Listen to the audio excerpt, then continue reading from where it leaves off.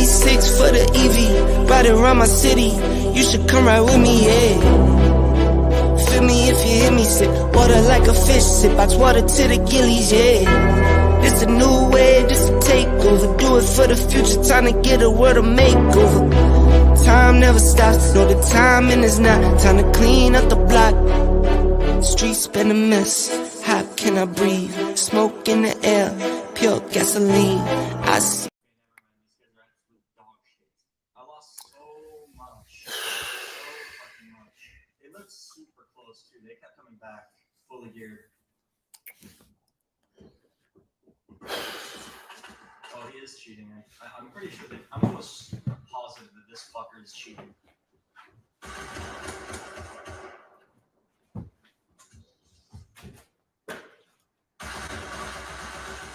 Yeah, I really don't even know. I don't even know. I can't.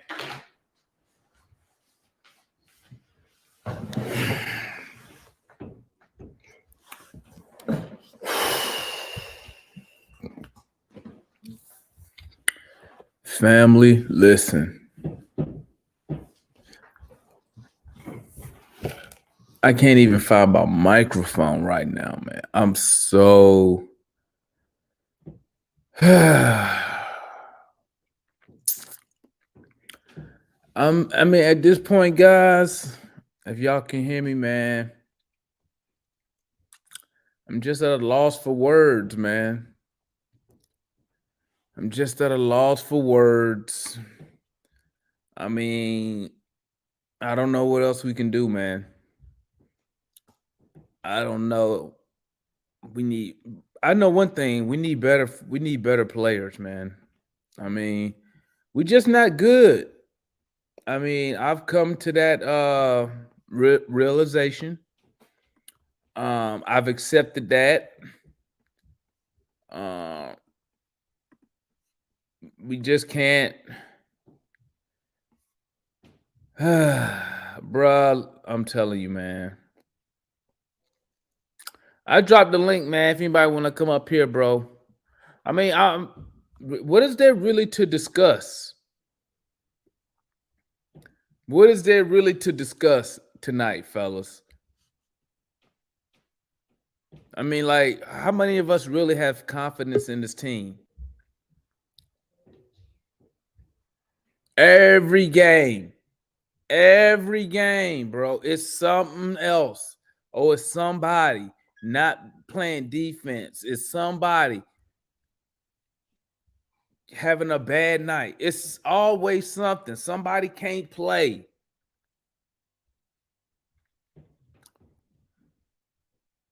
It's ridiculous, man. Another 25-10 night by LeBron James, man. I mean, let's be honest, family. Let's be honest. Let's be completely honest. We knew this game was over with in the first half, bro. Let's be honest here. We knew this game was over in the first half. And it's always somebody having a career night against us, man. I mean, didn't Brian eat us up last time we played the Lakers? Brian ate us up. Come back out, does the same exact thing tonight. I mean, it's ridiculous, man.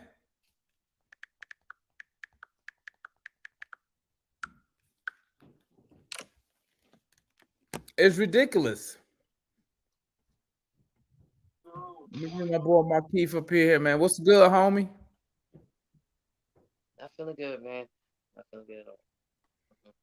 See both your favorite teams lose now on the same day. Not feeling good. At least Portland put up a good. At least Portland put up a fight. At least they put up a fight the entire game. Unlike This game was over. This game was over in the first half. G. Easy. It goes on the same, man. How you know? I'm just thinking myself. I was thinking I was watching this game first. I was like, "This is an older team out plus you again." Ain't younger players supposed to have more energy than older guys? Mm-hmm. And yet this team that's older than you, worse a record, just out hustles you again. Just embarrassing, man. Just embarrassing. So I was like, yeah, I knew this game was over for Saturday. It was just embarrassing. It's 30, 30. I'm just looking at the box score, man, and hey, terrible, LeBron man. owns it. Terrible. But we can never stop LeBron. We can never stop him unless we have a 7 foot center that can shot block. We're not stopping LeBron whatsoever. It's just happen. It just he owns us every time. Every time. So that's no surprise. It's just that everybody else for the Lakers showing up. That's how we lost. Man. Well, there you go, right there, man. We can't defend. Nope. Nope. We can't defend. I don't care. You can't give up 130 points a night and expect to win a game. Agreed. Point blank, period. You can't show with no There go the grit. link. There go the link. You can't give up 130 points. I mean, at the end of the day, look at the offense. We put up 114 points. Mm-hmm. It ain't like we was out there shooting bad. I think DeJounte Murray might have had the worst shooting night tonight. But it ain't like he took tons of shots. Mm-hmm. Yeah. It was a lot of Trey with a very efficient night from the field. And now look, we still lose. We cannot defend, man. We have to learn how to stop the other team from scoring. 130 points to the old ass Lakers without AD. Both times, both matchups without AD. I was like, take it to the rim. Seriously, y'all can't shoot threes well. Take it to the rim. It took too long to do that. It's just ridiculous. They should be doing it from the beginning. I don't understand. Exactly. They got no shot blockers. Literally. I mean, sheesh. I mean, Thomas Bryant is big though, but he ain't no shot blocker now. You should go straight at the Lakers, man. Exactly. Jeez. Now we over here looking crazy. 18 and 21 on the season. Out here looking stupid. Dumb. Idiotic. All of that. I mean, sheesh. No wonder goddamn Tony Russell was trying to cut salary. No wonder, because this team sucked. Exactly. No wonder Travis Lake decided to not be the GM no more. Jeez. You know he messed it up. Damn. Decided to pay. Oh man. I'm just like, you know what? Until they make change, until the front office makes some changes, it's just gonna be like this, bro. It's gonna be what, we got it, team best first round exit. Man, we the 10th. We dropped to 10th in the East. Bruh, what in the hell? We don't have nobody who can play defense. You can't give up $130. And then it's always these random dudes, man. It's always these randoms having career nights back, man. Just oh my day, the career night, season highs. Come on, man. I told you this game was over at halftime, bro. They cannot defend. The boy Rashad said he was at the game. These motherfuckers play no defense. We can't defend until we decide to play defense as a team. We're not doing nothing. Exactly. Yep. So my thing is this. So what is a coach supposed to do when these dudes don't want to play defense? Exactly. Every time I watch the game, and every time we watch the game and they come out the huddle, the girls say the same thing. Well, Nate told the guy, we got to improve a defense. Every time out, she said the same thing, and they still don't do it. Yep. That's why I'm not putting on Nate tonight. I'm not putting it on Nate. I can't. It's like very little blame this time tonight. These dudes, man. Oh it's my days. It's on the players. It's on the players today. Jesus Christ, man. 10th in the East. Nobody in this chat thought we'll be 10th in the East right now. I just think I ain't even look at the standings. Who jumped us in the standings now? Wanted Toronto or something? Man, I don't even know. I know we 10th. There's so many teams ahead of us. I lost track. There's so many dudes ahead of us. I lost track. Man, these dudes, man, we suck, bro. Yep. It ain't no ifs, ands, or buts about it. We terrible. Can't Mm-hmm. defend. Jesus Christ, man. Come on, old ass. Come on, man. We got swept Oh, by the Lakers. That's embarrassing. exactly. With with three what Hall of Famers and a bunch of role players, low tier role players overall, and they just kicked our butts twice. Just And we uh, and offensively, we played pretty decent, man. I don't really have no complaints offensively, man. We shot decent. yeah. I would say they should have did more shot selection in the second quarter, but that's just a I little bit mean, we still nitpicking. can't we still can't shoot the three.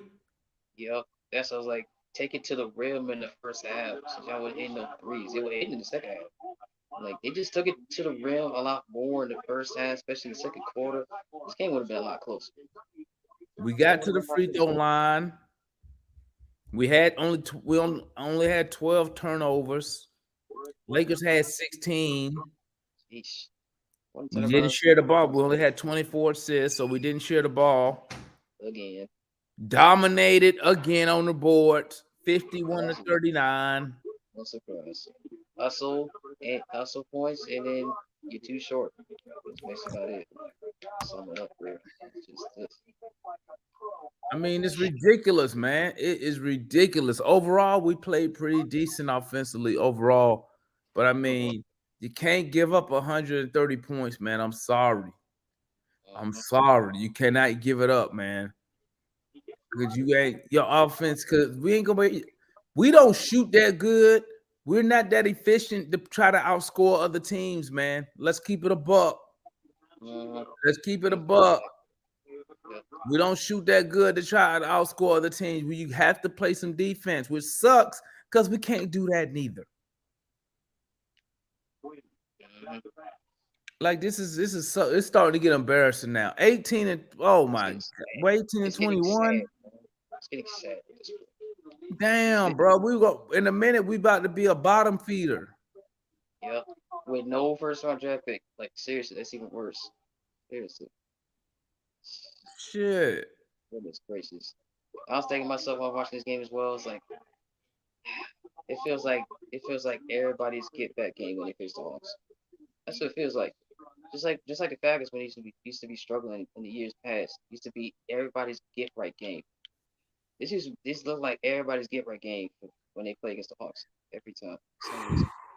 Just ugh. Just I terrible can't feeling. believe I stayed up for this shit, bro. I could have been in bed chilling right now. I'm up here watching it. And I knew the game was over with at halftime. I knew it. I was like, man, Yeah, them boys look. Mm. I know.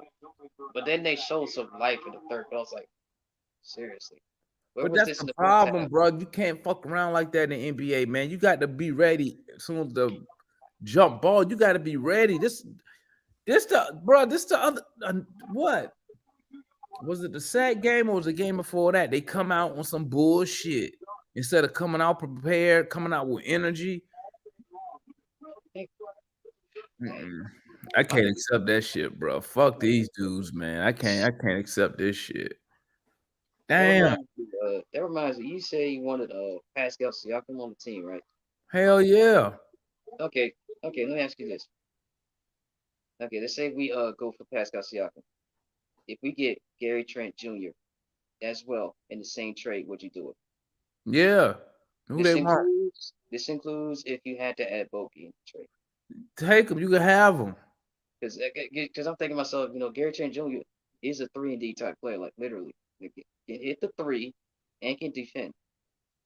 Seriously. I've seen this time before. I've seen some of the Cummins games in Toronto. Bro, we He's got bad juju, man. We got bad juju over here, dog. When it come to defending, dog, we got bad juju. You come over here and it just make you not want to play no defense, dog. Like, just another thing we're missing. We need some dogs, man. We need some dogs. We need some players that ain't gonna take no bull, no BS. Fuck Okay, these yes, dudes, that's man. what I'm done. Man. And it's too early. It's too early to even think about the damn draft and shit. I know it's too early because you ain't gonna get no. You don't get no. What was our pick? What's our We don't picks? need to make listen. And then I don't know where the fuck is Landry Fields at? What the fuck are we gonna do, Landry? Feels like the next year, nowhere to be found. Seriously, Hey, he need to come and Yas, say something. exactly. This is embarrassing. Young He Reese. need to come and say something. Cause this ridiculous. It ain't even just he need to say something. He need to do something. Seriously, Somebody need to get traded, man. seriously. Man, this team is like what 2 to 3 trades. They want to get back on track. At this point, that's how sad it is. That's how bad it is. Like 2 or 3 trades to get back on track. This, These sheesh. dudes garbage, bro. I'm sorry. I'm Fair, sorry. fair point. And I don't even think and Trey not the type, he can't carry the team like that, man. Like, That dude was exhausted. I could tell. That dude was drenched in sweat. He was coming down. Like, but dang. I'm mad, bro. But oh, also you know it was bad when LeBron took it to the rim with such ease against Okongwu. With Man, such listen, a car will out ease, there, man. a car will be out there starstruck, bro. He hit that motherfucker with that spin move. Woo! I know. That dude, And bro, that dude 38, bro. He 38 I and know. still Just better than stretching like everybody. it was nothing. I will take man, listen, at 38 years old, if we had him, he the best player on the team, bro. Easy without question. Without At question. 38. Exactly. Yep. Still somehow in his prime. Shoot. So we got the Clippers next. Oh, I did last time I checked, they got their butts handed to them by Denver now on a Thursday night on TNT. I know Well, it's that's gonna be because rainy on didn't Sunday, but still. PG and Kawhi didn't play, right? Oh, in that game, I thought they both played. I ain't watched that game. I don't think just the college basketball on that day. Cause glad I did. Cause all 4 games on that day was blowouts. All 4 of them, too. Mm, But I think yeah, Paul George definitely played that game. I think okay. Kawhi Well, did. it must have been the night then. It must have been the night. No, that I'm saying that was Thursday night, but that was Thursday night. Like seriously, against Denver. Denver waxed them. Bees. But yeah, that's what we got next. That's gonna be a challenge. Seriously. And that reminds me, Zubac is gonna be a problem. Bro, Definitely gonna be a problem. I don't care. But this is gonna be a problem, man. You know, you talking about 7'1", man. Shoot. I don't care. I got us losing that game. We're gonna lose. It don't matter. I don't even know It why I don't said matter it because it don't matter who play. pretty much. If Paul George and Kawhi play, they gonna ball. If they sit out, what's his name? Some random gonna ball. I mean, it don't matter. We gonna find a way. I'm gonna tell you what's gonna happen. The Hawks, you know what I can guarantee you? We're gonna find a way to be down in that first quarter. We're gonna be down double digits. We're gonna find a way. Cause it seems like every game we down double digits in the first quarter, man. Yep. If not the first half somehow. See, if not the Like first one, it's definitely the second. that's Jeez, ridiculous. it is ridiculous. Just You can't keep playing from behind, man. We not that good.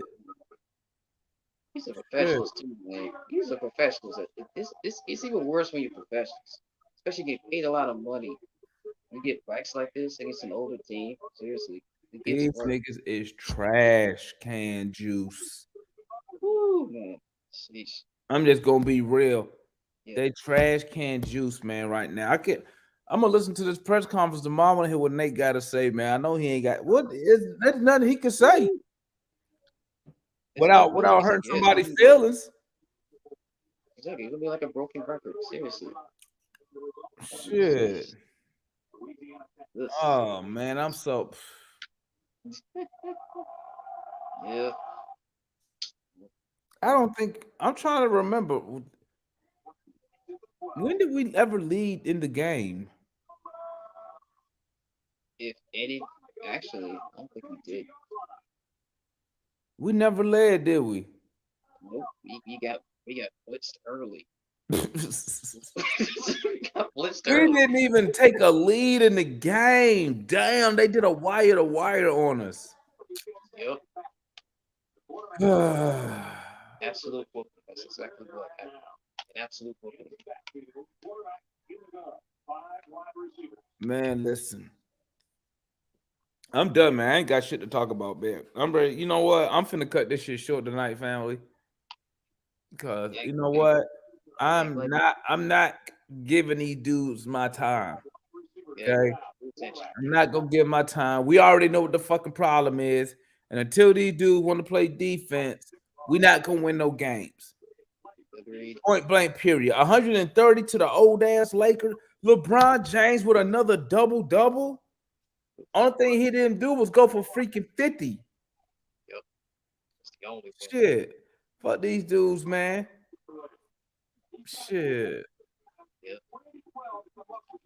But you got any last words, man? Because, man, you know what, family? I'm sorry. I got to cut it short tonight. All I'm Because saying what do we? is, There's nothing to talk about, okay? That we don't have already discussed. They ain't playing no fucking defense. yep. So until we Honestly, play defense, I mean, what are we gonna discuss in here? not even just that. Tell the front, hey, it ain't just the players, man.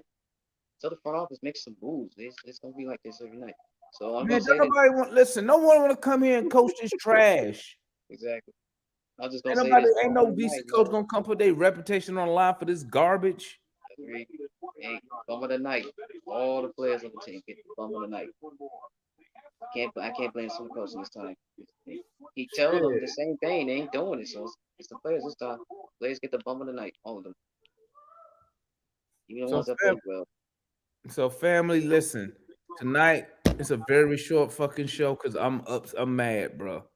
And I'm finna go in this garage before I turn up. Okay. Oh shit! Here come Juan. Hold on. Let me hear what Juan got to say real quick. I was Oh, just about to leave. I was just about to leave, bro. exactly. Bruh. Bruh. Like I can't. All you can do is laugh, bro, at how terrible the Hawks are, bro. I'm gonna tell you right now. I don't want to hear a fucking fan in the chats or comments, New Pack City, talk about how many points Trey had. I don't give a shit because he gave up 26 to his man. I don't care. I don't care. Dennis Schroeder and what's his name, Kendrick Nunn, Nunn. had Kendrick Nunn. Kendrick Nunn had 20 points apiece. Kendrick Nunn had his best game of the season. Lo and behold, play against the Hawks, play against Bogey and Trey, you get your career high.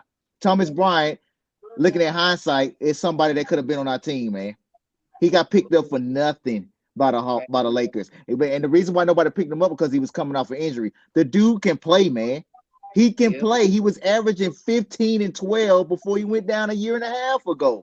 So what makes you think he won't go when he's getting mid-season form, he won't be able to perform? And he's picking up the slack. The Lakers are going 4 in a row. 4 in a row. They have the same record as we do, and slowly moving back into playoff contention. Who in the hell think the Hawks have a chance of getting out of the East or going anywhere, bro? We have some. Like, if you think that, like, you need to go see a psychiatrist. Like, they're trash. They are trash, bro. I know. I'm sorry, man. They are That's dumb. wrong, man. Bro, I saw LeBron take the rebound, go all the way down. Trey said right there, nope, I don't want no part of that. I ain't finna foul you. LeBron just dunked it. They trash, bro. Like, I don't know what else you can say. I don't know what else you can come up with. You can blame Nate. You can blame DeJounte. You can blame JC. You can blame the bench. Bro, their whole organization is fucking trash, man. We Hey, suck. I'm We suck. Agreed. Agreed. I don't even know how you can blame the coaches at this point, man. They keep telling the players the same thing. They ain't doing it. So I'm like, the coaches get little to blame for this one. They really get little to blame. The players they get all the blame in this one. They put no You get, effort. They 130 show no but points, effort. bro. uh, LeBron. How old is LeBron James, man? Man, you get out hustled by a 38-year-old. You say, it, especially when you young. You win like, player here of you the go. week, man. Motherfucker having like 35 points a game. It's still though, dude's 38.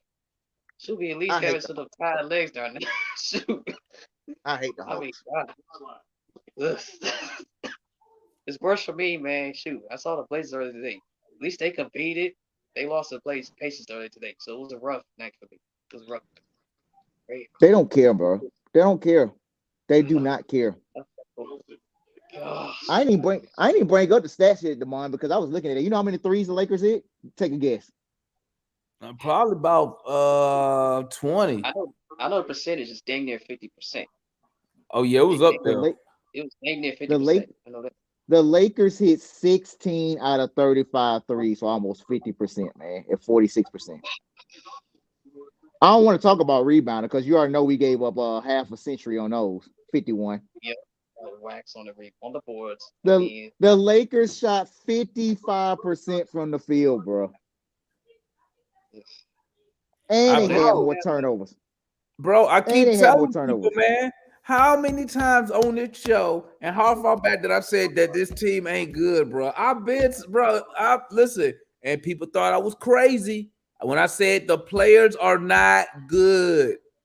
I know analysts that heard me say this tons of times, bro, and they just prove it game after game, bro. Now to me, it like they just don't even give a fuck, bro.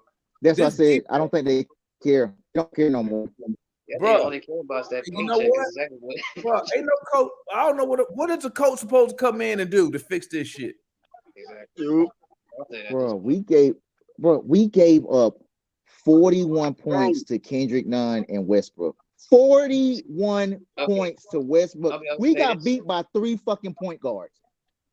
I'm really surprised by that. Especially Listen, we got beat by 3 point guards. Man, Nunn's a hawk killer, man. Westbrook hit 50%. Westbrook hit 50% for threes, and he can't shoot. He shot better than Trey. What Dennis do tonight? He had 5 3-pointers. Dennis had like 19, didn't he? Exactly. He had at least 19. I'm tired of these motherfuckers, man. Bro, niggas lead the Hawks and get real good. Against us real fast. Exactly. They just against the Hawks. They don't But play we no just defense, don't man. care. We don't play no defense. How the fuck you go out there every night and don't play no defense? You know, they know they the suck. is, bro? You know what the funny thing is? I said it earlier for y'all came on, man.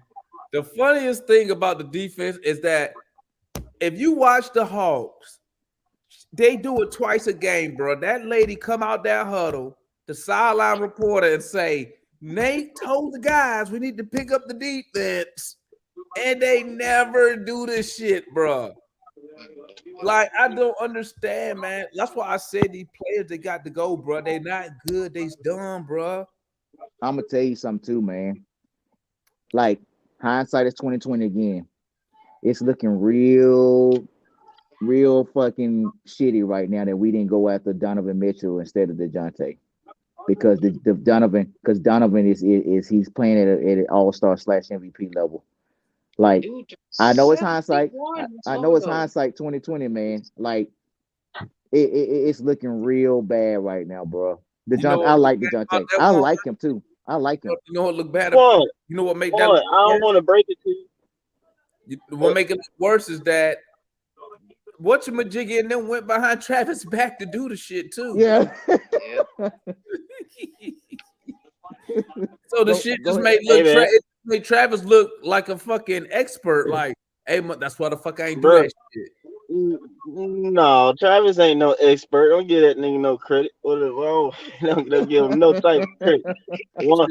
One, this is you talking about is hindsight with the Mitchell thing. I feel you. I feel you completely because, like I was trying to explain on another show or whatever, I was breaking down why I feel like at best, if we play correctly, we're a 6 seed because this roster, like the Mon's alluding to, it sucks. It's not built to truly compete. When you really pay attention to the landscape of the East.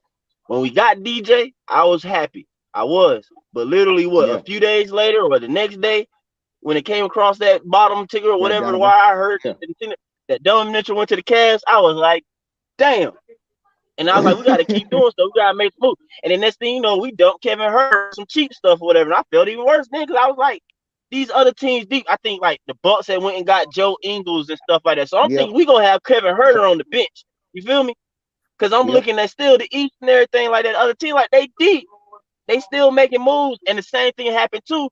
The year after the conference finals run, That's when Chicago made the moves they did and stuff like that. It was like, bro, automatically that brings somebody into competitive nature for the 4th or 5th spot automatically, and you stand still, and it just you saw the Cavs uprising and everything like that, man. It just, bro, it's a lot going on in the organization and stuff like that. But me personally or whatever, Trav, man, messed everything up from the jump, from the beginning.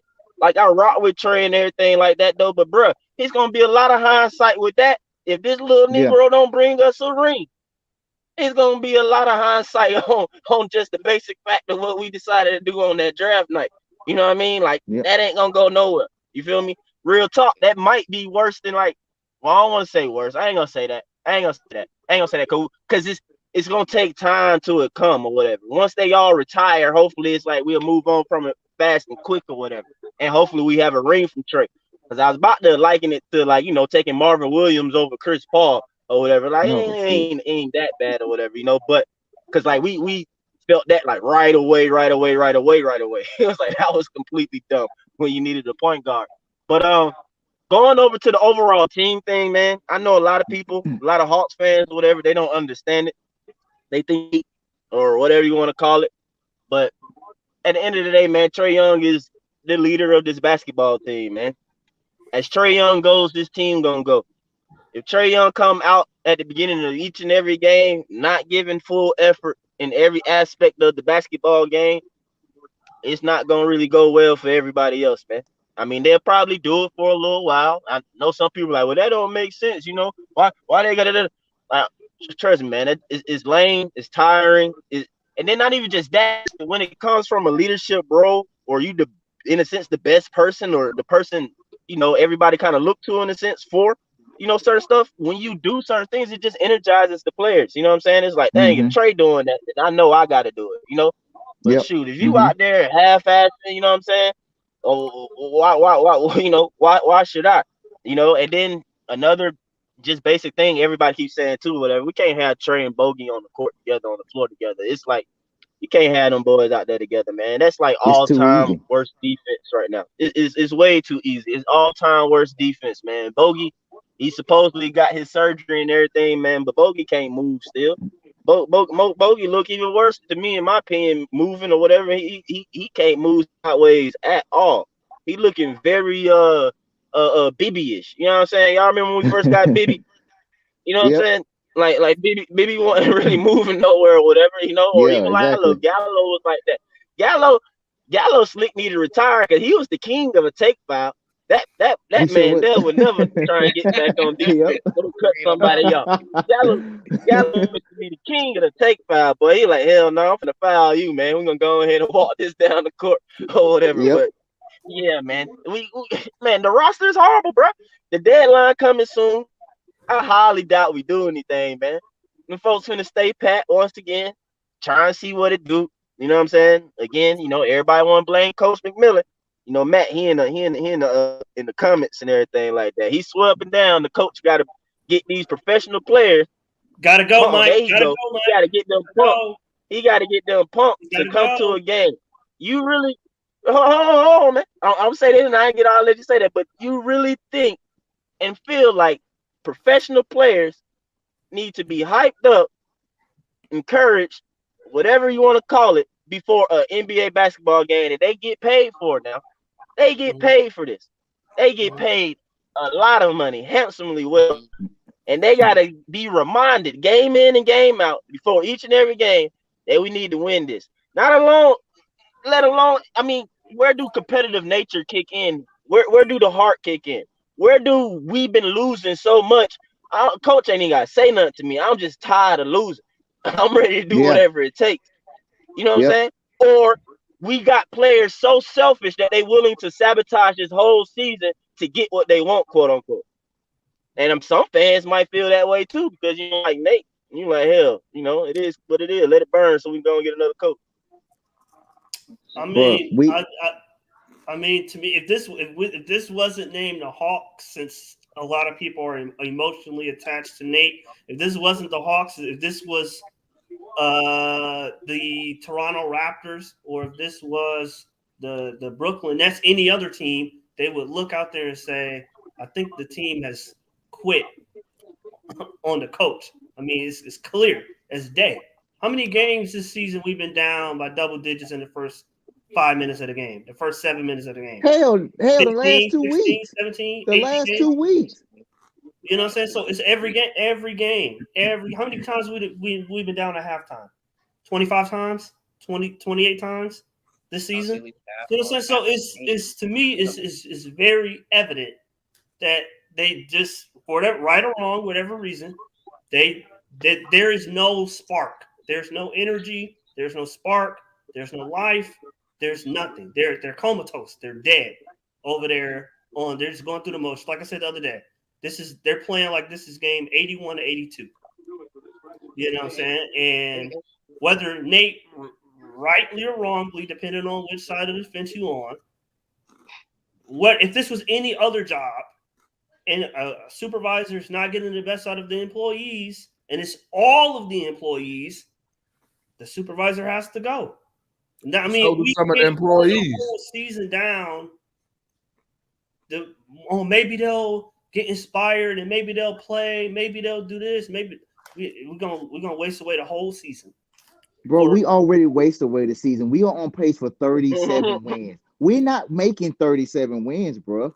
I can tell you that right now. It's Demond. I know you and Mike, y'all say this team is trash. There is no way in hell y'all gonna say with a straight face going into the season, y'all expected us to win 35 games. No, I didn't expect that. I thought expected us to win at least 40 plus. I mean, that's crazy. That's crazy that where we are, where we started, and where we are. Well, we started 7-3. The difference in things or whatever, I guess, is that like you accept players just deciding to quit on the coach. You feel me? I don't really accept that, especially if you ain't do it from jump. That's just fake as hell and lame as hell, in my opinion, bro. Y'all played for this man at one point in time, and now you decided not to. That's just what kind of shit is I that? can't get with it, but it is what it is, then, man. I can't get with it. It's not that I accept it, Mike. I'm saying we have to accept reality. I mean, it's where we are.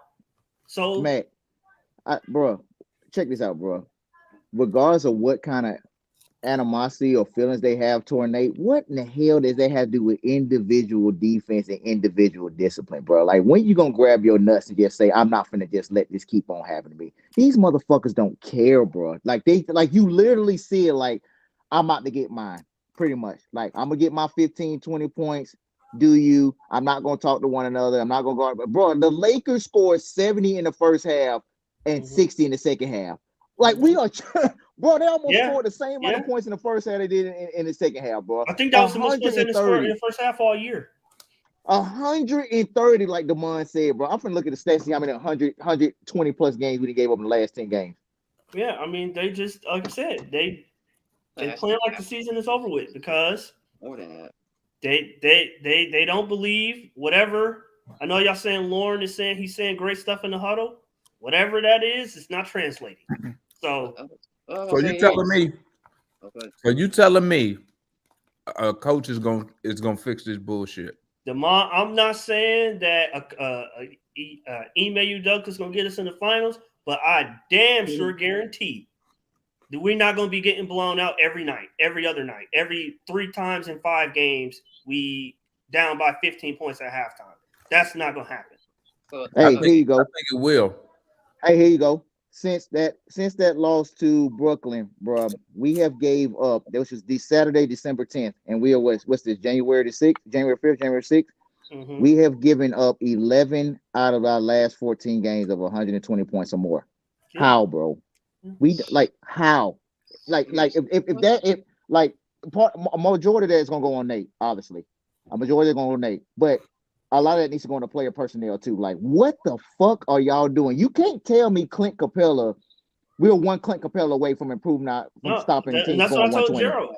If you look at our shot profile, like we're it's baked in for us to lose a lot of games because we shoot too many long twos, we don't shoot enough threes, and we don't go to the rim enough. So we shoot enough threes, we shoot 40 of them bitches a game, only make it like 8. But I'm saying, like, we're last in the league in attempts. We're second last in the league in attempts. We're bottom 5 in the league in drives or free throw shooting. So like we don't get layups or threes. Like 90% of what we do is isolation, or not even isolation. Stop it, bro. Mid-range shots. Stop it. They mid-range. Mid-rangers. We take mid-range shots because idiots like Dre Hunter scared to attack the basket. He pull up at mid-range all the time. You know what I'm saying? That's why he can't get to the free throw line. Same thing with let's see, who else y'all be begging for? Jalen Johnson, sorry ass. He terrible. Fuck him. You know what I'm saying? But Demond, I'm saying, Demond, do you know how well you have to shoot? Terrible, man. But I can't believe, you know what I can't believe? That these dudes, and I said it the other night. Dudes like Trey Young, he don't really have no fucking pride in winning, dog. You know how I know he don't? Because when we played the Warriors, right? This how I know he not on that, like, he made love Kobe. This showed me he don't have a Mamba mentality when it comes to fucking winning. When that last play, they tried to get the switch with him to get him on Clay, and his ass ran. He did everything for that switch to work. Right then, I knew this dude. I was like, this dude is scared. He's scared. He should have stepped up to the play. And so what if Clay scored? That's Clay fucking Thompson. But the fact that you're scared, that you don't have no type of personal pride to be like, you know what, this shit's stopping today. Same thing with Steph Curry. Man, they don't pay Trey to play defense, man. When they was on his ass about his defense, they awesome. You know what, man? I'm tired of this bullshit. I'm finna score. And if you score lit up, you just motherfucking score. But Trey Young ass right then, I knew. I was like, he not a fucking Kobe. Because a guy like Kobe would have been like, you know what, bro? This shit stopping to fucking day. Y'all trying to single me out on the defensive side. This shit stopping today. Lead by fucking example. Yeah. But see, he's scary. He don't have no faith in his abilities on defense. And like they say, he's a star fucking player, dog. This shit start with him. Hey, when people say, hey, who the last short guard to lead their team to a championship? Isaiah Thomas. But guess what? He was the leader of the defense over there. Yep. And y'all, for some reason, y'all think a coach gonna come in here and these niggas just gonna automatically get good. They all not gonna get I feel so energized and motivated. Stop, bro. Demond, that's the same thing what happened with Nate. You think Nate did something 2 years ago, or he came in with the pom-poms? That's all he did. Bro, he did nothing because we were still shitty on defense, just like we were shitty when he got there on defense, when Lloyd got fired. And then look at the numbers. Nate didn't even do shit. What did he do? No, I'm saying all Nate did was give us that emotional boost. That's all he did. So I'm saying you telling me right now, man, listen, the difference is this. These dudes not putting up no fucking effort. They fucking scary, dog. Because you telling me when they took over, they got all this emotional lift. Oh, Nate. Now all of a sudden they don't, man, these dudes mentality is what you confused about, Mike? I'm just confused, man. I guess a couple years ago, whatever, he was giving them pep talks and speeches before games, and they played well, and now he don't, or something like that. Either he don't, or like we already said, they just quit and stopped listening to his pep talks, whatever. No, Mike, I'm saying the rah pep talks and stuff worked back then. Now the problem is they don't believe in what he's saying. So why the fuck they gotta believe in the coach? Why can't they just play for themselves, man? They are millionaires, bro. Bro, I'm gonna give you an example, bro. I'm in the United States Army. I do not need my first sergeant, my commander telling me I need to go out there and fucking shoot who's in front of me. I'm just giving. I mean, it's a stark contrast or whatnot, man, or comparison. But these dudes are millionaires. They are playing a game they love for millions of dollars. What fucking motivation do I need from Milk Dud to go out there and guard my man? I mean, Trey and Bogey are wet napkins on defense. They are wet napkins, bro. They just stand there. Like, I don't understand how fans, but this what burns me up. I don't understand how fans in the comments like, well, Trey had 3 steals. Motherfucker, he gave up 40 combined to his personnel, man. Like, I don't understand this shit blows my mind, bro. But what I'm saying is if I personally want. I agree with you, but what I'm saying is where we are right now. They don't have, as a group, it's clear they do not have any type of belief or faith in the coaching staff. Therefore, they're coming out there with no effort, no energy, no enthusiasm. Matt, do they believe in themselves? Do they believe in, like Juan said, stop focusing on the coaches some more? Because right now, at this point, do they believe in themselves when they step on that court? I believe everybody's trying to go for the individual. Do they believe as a unit together? No. Everybody's trying to go for their individual numbers. So again, stop focusing on the coaches. Why is that? Who, where, how did that come together? Because I believe they're looking over there, and they're saying, well, shit, we're not going anywhere anyway, so we might as well go out there and just get our own individual numbers.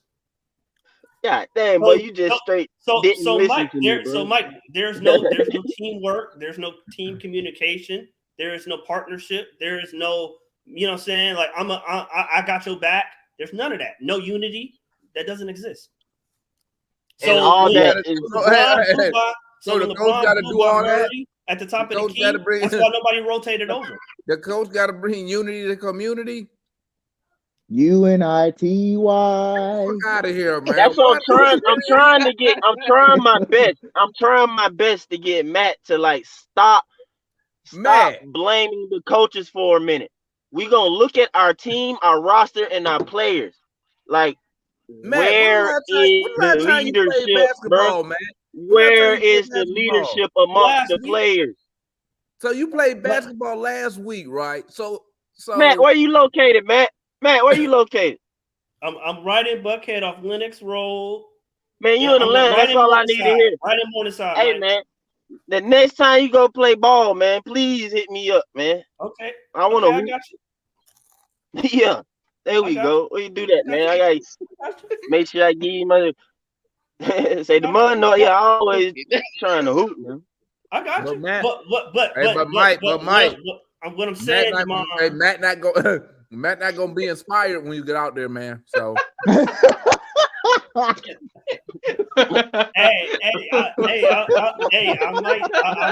might not. Well, for Mike, I'm gonna be. According to Matt's logic, he got to be inspired, man. He don't got nobody to inspire him, so somebody else might have to inspire him. That's a good one, Demond. Good. hey, Demond. Maybe that's the case. But I'm saying 13 dudes don't look. They all not underperforming. Like the way we look, the whole team's underperforming. You're not about to trade the whole roster.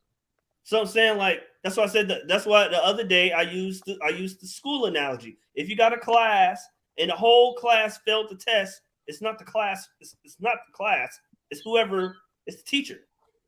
Because everybody's not gonna fail. Like the whole team looks bad. So can we agree? 1 through 13, they all look terrible. Or most can we of agree? Them can we agree these dudes are brought up on some? I got a weak mindset, bro. Because ain't no way in hell I'm about to let some like whoever like Kendrick Nunn, bro. Like you need to be Doc Pay. You need to be Doc your game tonight for Kendrick Nunn. Kendrick Nunn, bro. You know how bad. I live on the West Coast. I see Portland and the Lakers. So I live on the West Coast. You know how bad Kendrick Nunn is. They about to kick him off the team, bro. Kendrick Nunn. Hey, we should have put our defensive mastermind Hunter on him. Hunter would have stopped. Hunter would have contained him, man, because that's what everybody told me, that Hunter's this awesome defensive two-way player. Why we didn't put Hunter on him, Matt? Bro. Hey, that the Mike don't want me to bring up the McDuck. You say that's the coaching decision. No, I don't want you to bring it up. Stop looking at the coach, because again, the type of player I am, the teams I'm hooped on, me personally, and stuff like that. I see somebody going off, I'm like, hey, bro, switch. Like, I'm going to go over there. You know what I'm saying? And then it been times where I get mad at my teammates. I'm like, well, damn, I can't guard everybody because I got to guard the big, and I'm going to have to get out here and guard this person because you're going to have to step up. Where is the leadership? I go back to Boston. Everybody bring up the coaches and stuff like that, but I saw Marcus Smart with my own eyes getting JB Grill and his stuff on the bench. We ain't got nobody, man. Everybody's scared of Trey. They want to be all cute and all politically correct. Forget all of that. We losing, bro. I don't care if you ain't gotta like me. We gonna get W's though. You ain't gotta like me though. We gonna get W's, bro. And I guarantee you, every time I say something, bro, at the end of the day, you're gonna be like, yeah, he right. At the moment, you might be like, oh, and your feelings and everything, but at the end of the day, you're gonna be like, yeah, he right. Like, you might not like the way I said that, but it's gonna take time to get there. But again, bro, we ain't got nobody like that. That's what I'm trying to get you to see or whatever. When you seeing that, even yourself, it can be pickup, but you playing ball and stuff like that, you with who you with, somebody gotta step up and lead. You feel me? Somebody gotta step up and lead. They getting paid millions of dollars. That's a cop-out. Night in and night out, that's a cop-out to continue to blame the coach for this type of effort.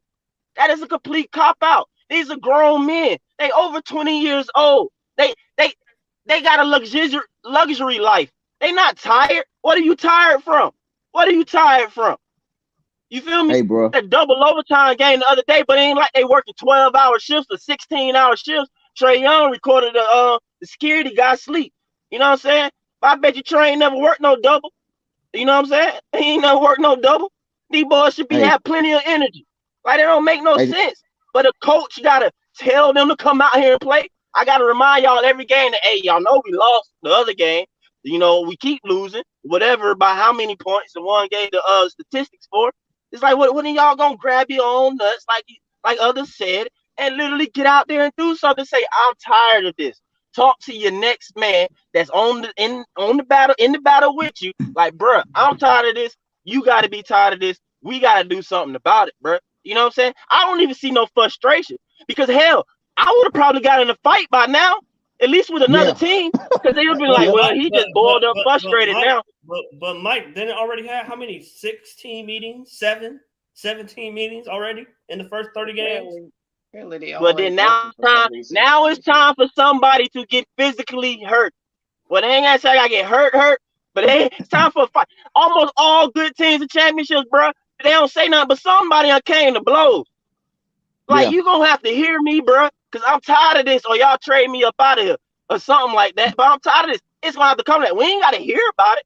We ain't got to, but I know stuff ain't like that happening. We ain't got those types on this team. We ain't got nobody like that. Them boys, I don't know, bro. Somebody got to get it together.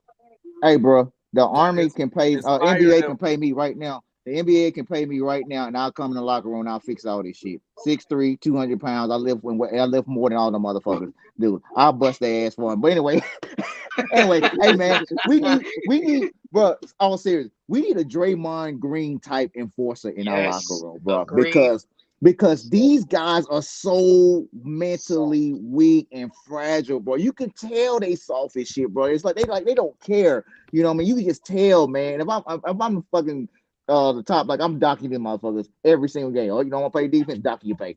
Like, this shit is something, bro. Hey, Bogey was a plus minus negative 24 tonight. That's all I'm gonna say. Negative 24. Negative 24.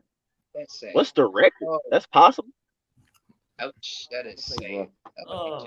That's possible. Yeah, negative 24 bad, man. A Congo was a negative plus minus 17. Oh, I wanted to go to that other point you brought up, one about Thomas Bryant, though. That goes into, like I said, this roster is just constructed bad, man. Like, they weren't trying to get us. Why we still ain't got no bigs, man? Why we don't have a backup big? Why? Chicago got two. They got Vucevic and then Drummond backing him up. Yeah. What's the reason for us not doing anything or making any moves to, like, because they not trying to compete? And I've came to terms with that. These folks, they want Tony Wrestler just want to sell tickets and take advantage of the black community in Atlanta, basically, bro. I'm calling what it is, man. That's what he want to do. I'm tired of these owners coming here and everybody believe this lie. That's what they tell us. Oh, they did it because they want to sell tickets. I'm from Atlanta, born and raised. You'll sell tickets here all the time if you win, and you will sell tickets. Win. everybody like you get fooled by that. Yeah, we'll be happy and everything because stuff is going great and it look good. But when you're losing, everybody don't care. We don't care. When you're losing, you suck. Win and people will care, bro. We don't care if the person purple, white, green, yellow, whatever, bro. If they out there winning, getting W's in one of these major sports in the city of Atlanta, we gonna rock with it. The folk gonna be proud of it. Like that jump, it's just a BS narrative, bro. It's just getting aggravating. I keep hearing that jump, bro. Like seriously, like we keep these other people coming into our city, choosing that approach over just straight up building us a winner. Yep. Hey, I bet you, DeMond could probably attest to this as well, bro. Bro, I don't care what the name on the jersey of Atlanta Hawks say, bro. All I care about is the dub and trying to get that used to be Larry O'Brien trophy at the end of the season, bro. I don't care who plays for us, bro. I just want to win, bro. I just want to win. You can cast out all the locker room negativity, cast out all the media bias or whatnot, man. Dude, I just want to win. I don't care who's on the back of the jersey, bro. It can be anybody. If they're gonna lead us to the champion, lead us to the promised land, that's all I care about, bro. Like, and I think a lot of Hawk fans don't care about it. They worry about superstars and worry about who's gonna get the W. Bro, it don't matter how we get the W.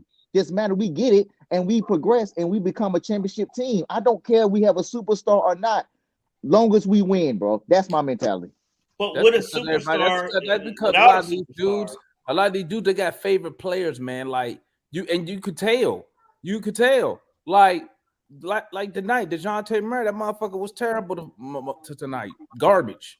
But you know what? If I say that shit about Trey Young, Trey Young, when he have a bad night, it's you hating. No, I'm tired of these motherfuckers losing. These motherfuckers make too much goddamn. Listen, the reason I be on Trey Young ass because he make $200 fucking million. That's why I'm on his ass. Yeah, bro. Hey man, Gerald said we second in attendance, man. So this probably won't change then, bro. Because Tony Russell like, when you making $200 million, that attendance. I hope that don't mean all them dudes is Hawks fans. Shit, because the other night the Lakers fan was in that bitch deep in the motherfucker. But that's what I was gonna say too. Nah, it ain't all Hawks fans. You're right. But listen. The day Trey Young signed $200 million, that's when fans expect $200 million fucking results. And I don't think a lot of people understand that. That's the price. When you talk about a superstar, right? Besides being entertained, the fucking star is supposed to bring your team wins, will to victory. But guess what? That same star player take all the goddamn blame. Every time LeBron goes somewhere and they lose, they blame his ass. He can have a triple-double and he take all the blame. But for some reason, here, when Trey Young go out here and shoot 8 for 25 and you say something, it's, you hating. That's why y'all do star. That's why nobody want to come to Atlanta. No, the reason people don't want to come to Atlanta because we don't win. We do not win. That's why people don't come here. So I want to hear all that. It's that narrative. It's that narrative that we don't even expect winning. They too on top of that. Not on the fact that like our franchise haven't won, but the word is like, man, them folks ain't even trying to win. They don't really care to win. You know what I'm saying? Like the city don't really care or whatever. Like, no, bro, that's a lie. That's definitely a lie, man. When he traded Kevin Hurt, I knew he wasn't trying to win. I knew it. I was like, why the fuck are we giving up Kevin Hurt? This make no sense to me. This is stupid. And I said it's a money move, bro. It's a money, and this dude being cheap as hell. And then you gonna put your son in charge of the fucking basketball operations? Are you kidding me right now? We look like a fucking joke. And then you got somebody leaking some bullshit. Talk about the coach wanting to resign. Bro, do you know what? How bad we will fucking look if Nate McMillan resigns? No, Demond. We will not look bad. You look bad as an organization. Because what coach? They'll raise off the grave. That don't raise up nothing, bro. Because if you're a respectable coach, guess who I'm gonna call when they ass quit? Hey, Nate, what's going on over there? They hollering at me. Oh, hey. You think Udoka calling Nate? Bro, coaches talk just like players talk. Yeah, you know they talk. So, Demond, you're telling me right now, if they offer Udoka the job next season, at the end of this season, where we heading, we ain't even getting into the play-in. When this season ended in April, at the end of April on my birthday. You telling me we call Udoka? He not taking his job, Bruh, let me be honest with you. Udoka not gonna work here, dog. He not I'm gonna gonna work say in Atlanta. Lloyd Pearson already gossiped about Atlanta around the whole nobody league. listen to the damn Lloyd Pierce. That's what you say. So that man was what?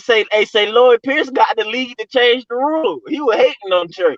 He was like, yeah, I don't really like what he be doing either. He sitting right there in meetings and everything like that. He got them. And that's not a good look for Trey neither. The fucking coach quit, bruh.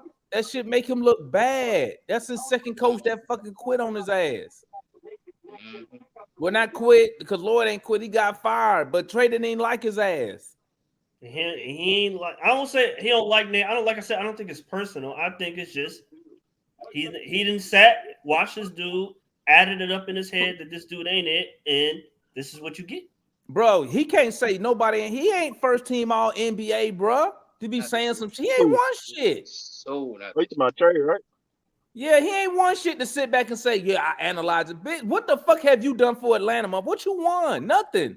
To be saying, oh, I'm in this position.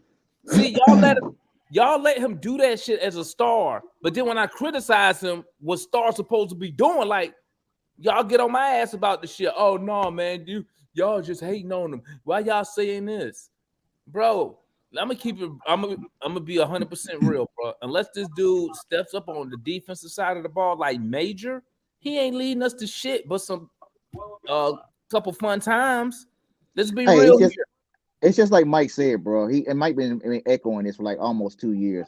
Trey got to at least just give effort, bro. Like he don't even give effort. Like I'm being serious. Like he gives effort when he's padding his stats. Like people don't pay attention to that. You know why he's trying to pad his stats? Because he's trying to stay on that All NBA. He's trying to make an All-Star game, bro. Like he knows stats lead to becoming getting more money and to be more recognized. Trey don't care about playing the defense until you get that fucking veteran again and cuss him out and say, that's your man. Stay on your man. Communicate. Bro, you can't be out here just scoring willy-nilly and you can't stop your man on defense end. Like, we ain't asking Trey to be all NBA defensive, bro. But, like, stay in front of your man. You are quick enough to get down the court and score on anybody. Are you telling me you're not quick enough to shuffle left and right to stay in front of your man? Come on, bro. Like, I'm not asking you to block the shot. I'm not asking you to get me 2 or 3 steals. Stay in front of your man. You can't do that. The perimeter players over this last 14, 15 games have been going off on us. They are going off. Bro, Clay had a 50-point game, and he ain't had one in like 2 years. A 50-point game, bro. What's his name? Kendrick Nunn, 20-plus points. Dennis Schroeder, 20-plus points. Who we played the night before? Kevin Huerter, 20-plus points. Kevin Huerter had 25 points on us, bro. Who we played the night before that? I can't remember right now. Goddamn, help me out. The point is, everybody's scoring 20 to 30 points on our perimeter players. And look, bro, for everybody that's saying bogey this and bogey that, bogey can get the hell on, bro. Bogey can get the hell on. I said that somebody who get him up out of here, dog. Relies on bogey and plays him every fourth quarter the last 7 minutes. It's every game. And I don't understand why. I don't understand you down or you making a comeback and you got 4 guards out there. One is bogey. You got 4 guards out there. You got no big in the game. You got no forward in the game. I mean, you got John Collins playing small ball center. That's when we cut it down, I believe, to 9. He put that lineup out there. Then it went balloon right back up to 20 in like 3 minutes. Bro, y'all read the chat? Y'all see the chat? Because they didn't play defense, bro. I can't stand some of the comments of the protection. Hey, DeMar, you call it protecting the trade. Just look at the comment, bro. He said, I was gonna address one thing. I see finisher. You know, shout out finisher, man. He keep bringing up the fact that like Trey brought the effort, this and that, and he had, I don't know, he did earlier say something about the steals. What he said? Yeah. He said Trey has given good defensive effort for the past 4 games. We got bullied tonight. Then they made most of their threes. All right, check it. What? Now, we ain't got no footage right now. Some of y'all must not see this though. But please, going forward, watch Trey Young on his closeout. If he even close out to even begin with on a 3-point shooter or a jump shot, a jump shooter. I remember 1-3 distinctively sitting down watching the game with my brother. He just laughed. He was like, what are you doing, Trey? Like, you just looking at him.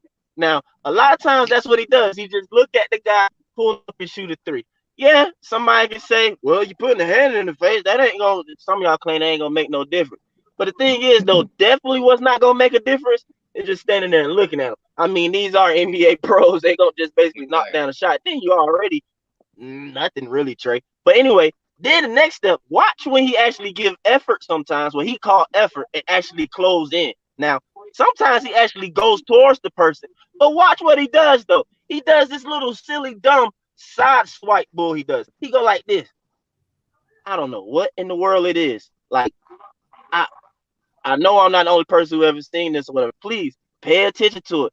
I challenge some people to really watch Trey on the defensive end of the ball and watch him. Watch how he's often in no man's land. It's like he's playing zone while the rest of the team is playing man. And his zone defense is whoever runs past me, I'ma just, well, he don't even point all the time. So a lot of times he just assumed that somebody gonna pick him up. And then that's what messes a lot of things up too, because a lot of times people are in a step the wrong direction. And then they notice it after the fact. It ain't always the communication and stuff like that.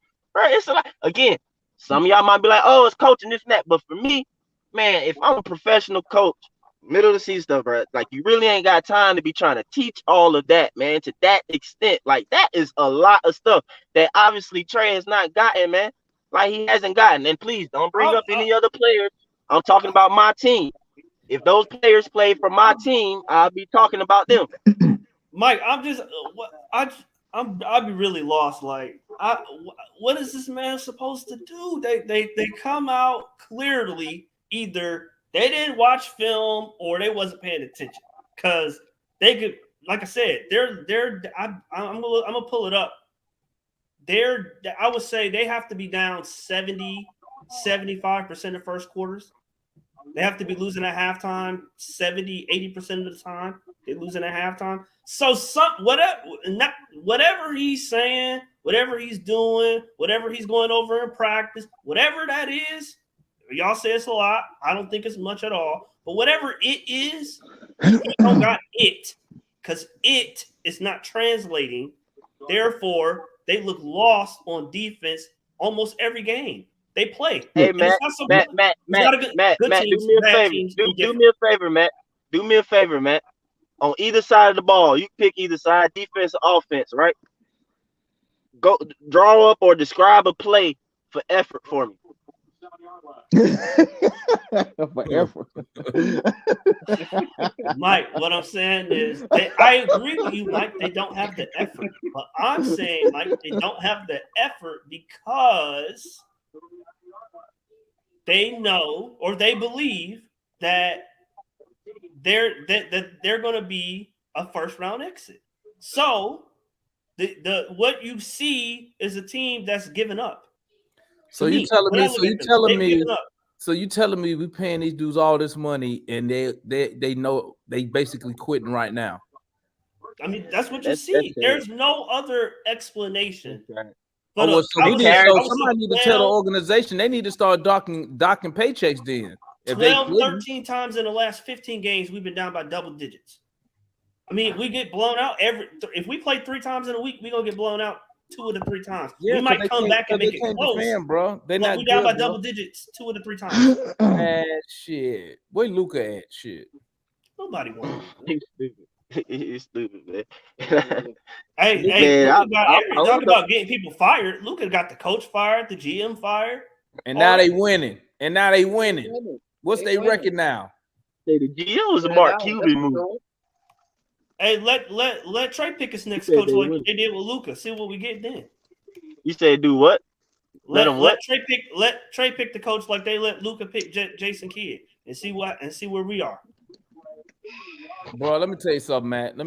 You got a lot of faith in Trey Young, bro. You know what? Not just Trey, but the roster. No, you let me tell you something, man. You got a lot of faith in Trey Young. I'm gonna tell you like this. When he don't win us a championship, I'll be right here laughing in your face. I think he is. I think next season. He not. I think Demond, I think next season he can't. when He we get don't. the right I'm gonna be coach- honest. Let me be honest with you, man. This just my opinion. I ain't no basketball expert. I'm just telling you how I see it as a fan, bro. To me, Trey Young. To me, the reason I don't consider him like a superstar, like I He thought, ain't. like I thought he was. He can't. I can't remember the last time that he dominated. Like he just took over a game. And dominated. To me, he doesn't influence and he doesn't control a game like a real star does when it's needed. You know what I'm saying? Like when you need a bucket. He's very easy. If teams really wanted to, that they could probably shut him down, to be honest with you, because he's not a good shooter from three. Okay, he's shooting 41% from the field. He too short to post anybody up. I mean, with players like a Giannis, LeBron, you know, they got that combination of size, power. Trey is -2 on all that shit. Short, he weak, he's skinny as fuck. Okay. I'm just being honest, man. And but Demond, I think bro, no, when, Demond, you be can say honest, that when this that three don't year. fall, huh? Demond, you can say all that stuff this season, but I think a lot of that has to do with whether he has rabbit ears or not. I think a lot of that has to do with Mike and you or people like that. That's okay. Shoot it. No, don't shoot it. You're shooting too much. Pass it. Oh no. Okay. No. You're supposed to take over. Shoot it again. Oh no. Wait. No. You're supposed to be the point guard. But you know what's so Pass funny it. about that, Matt? You know what? I've never said nothing like that against with a LeBron. I never said that with a Giannis. Because You they're see not where I'm point going? guards. You see where I'm going with this? Like you don't have to you never say stuff like that with a real superstar. They criticized LeBron like that at the beginning of his career. He's too passive. LeBron can back it up, man. I'm not saying Trey ain't gonna back it up, bro. But I'm gonna tell you right now, like this has been on my mind for probably the last year and a half. I don't care who the hell likes it or not, bro. Give me SGA over Trey right now. Bro, I said that the other night, bro. They told me I was stupid. I don't care what anybody think. I don't care about this. SGA 6'6". He averaging 32 points a game right now. He averages 7 assists a game. He averages 6 rebounds a game. He also gives you probably 1 steal a game, maybe and like half a block a game. Man, look at this. Give me SGA right now. Hey, you see this? This how this is so bad at trying to defend Trey. Look what analysts type. Giannis did play like crap tonight, but he a superstar. Are you trying to say he's not a superstar, bro? Are you serious right now? I'm gonna ask your homeboy Matt. I don't think Trey's a superstar. Matt, is Giannis a superstar? Yes or no? Yeah. You hear that, analyst? But I don't. Did he try to say Giannis not a star? Is that what he was trying to say? Trey's a star.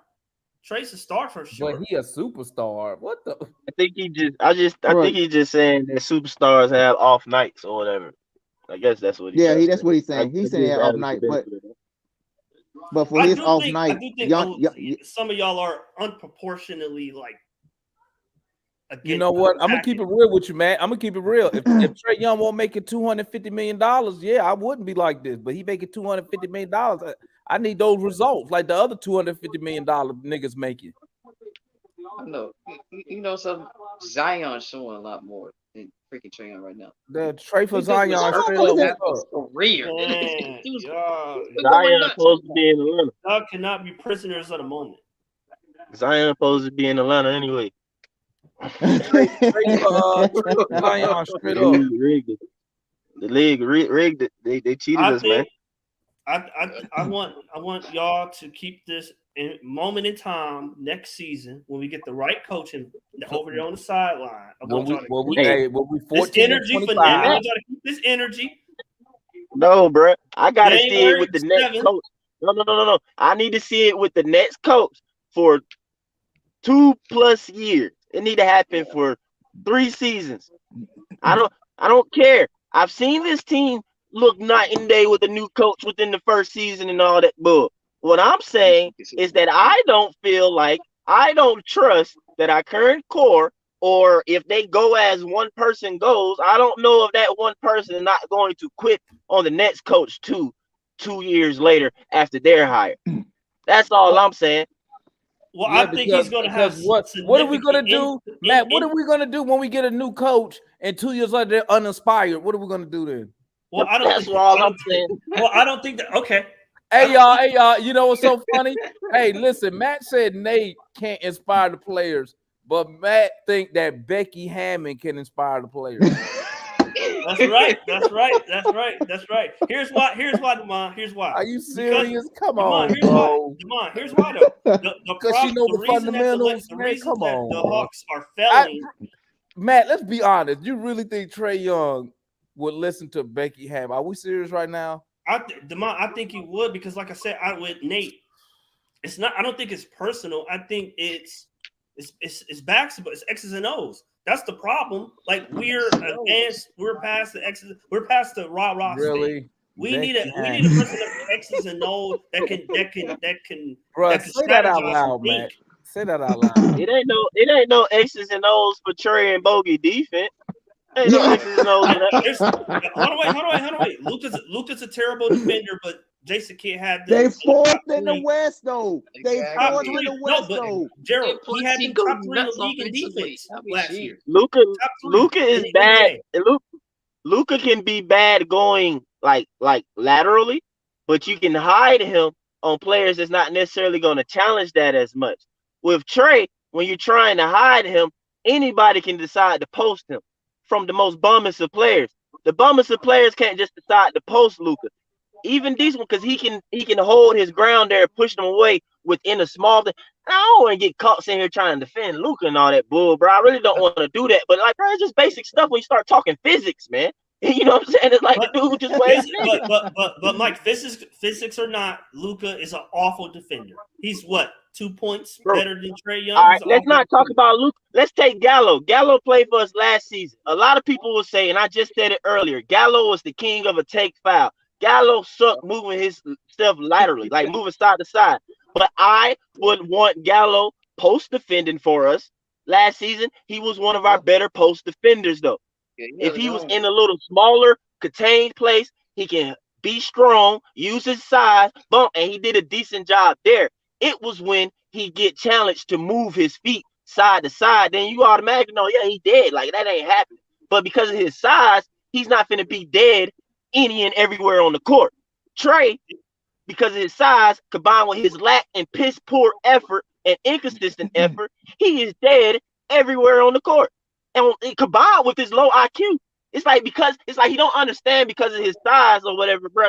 Yes, you got to have consistent effort and IQ on the defensive end. You do. You need that, bro. You got to be smart out there. You got to do your work earlier. You can't sit there and just let people get the ball in a sense. You got to deny them the ball. You know what I'm saying? Because a lot of times once you let them get the ball, you're dead. Okay? I mean, that's just basic basketball. I'm 6'4". I ain't the biggest of people, like size-wise, but height-wise or whatever.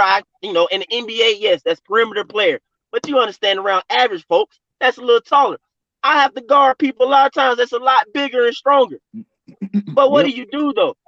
You put your work in early. You deny them the ball because once they get the ball, I'm dead. But at the same time, I'm not automatically dead because, yeah, I got heart. So therefore, I know that I'm not going to sit there and battle with them. I'm going to use the quickness, my length, and my jumping ability. That's what I'm going to use. Mike, you know what I'm saying? Mike, I'm not going to sit there and bang with you. But Mike, you're forgetting something, though.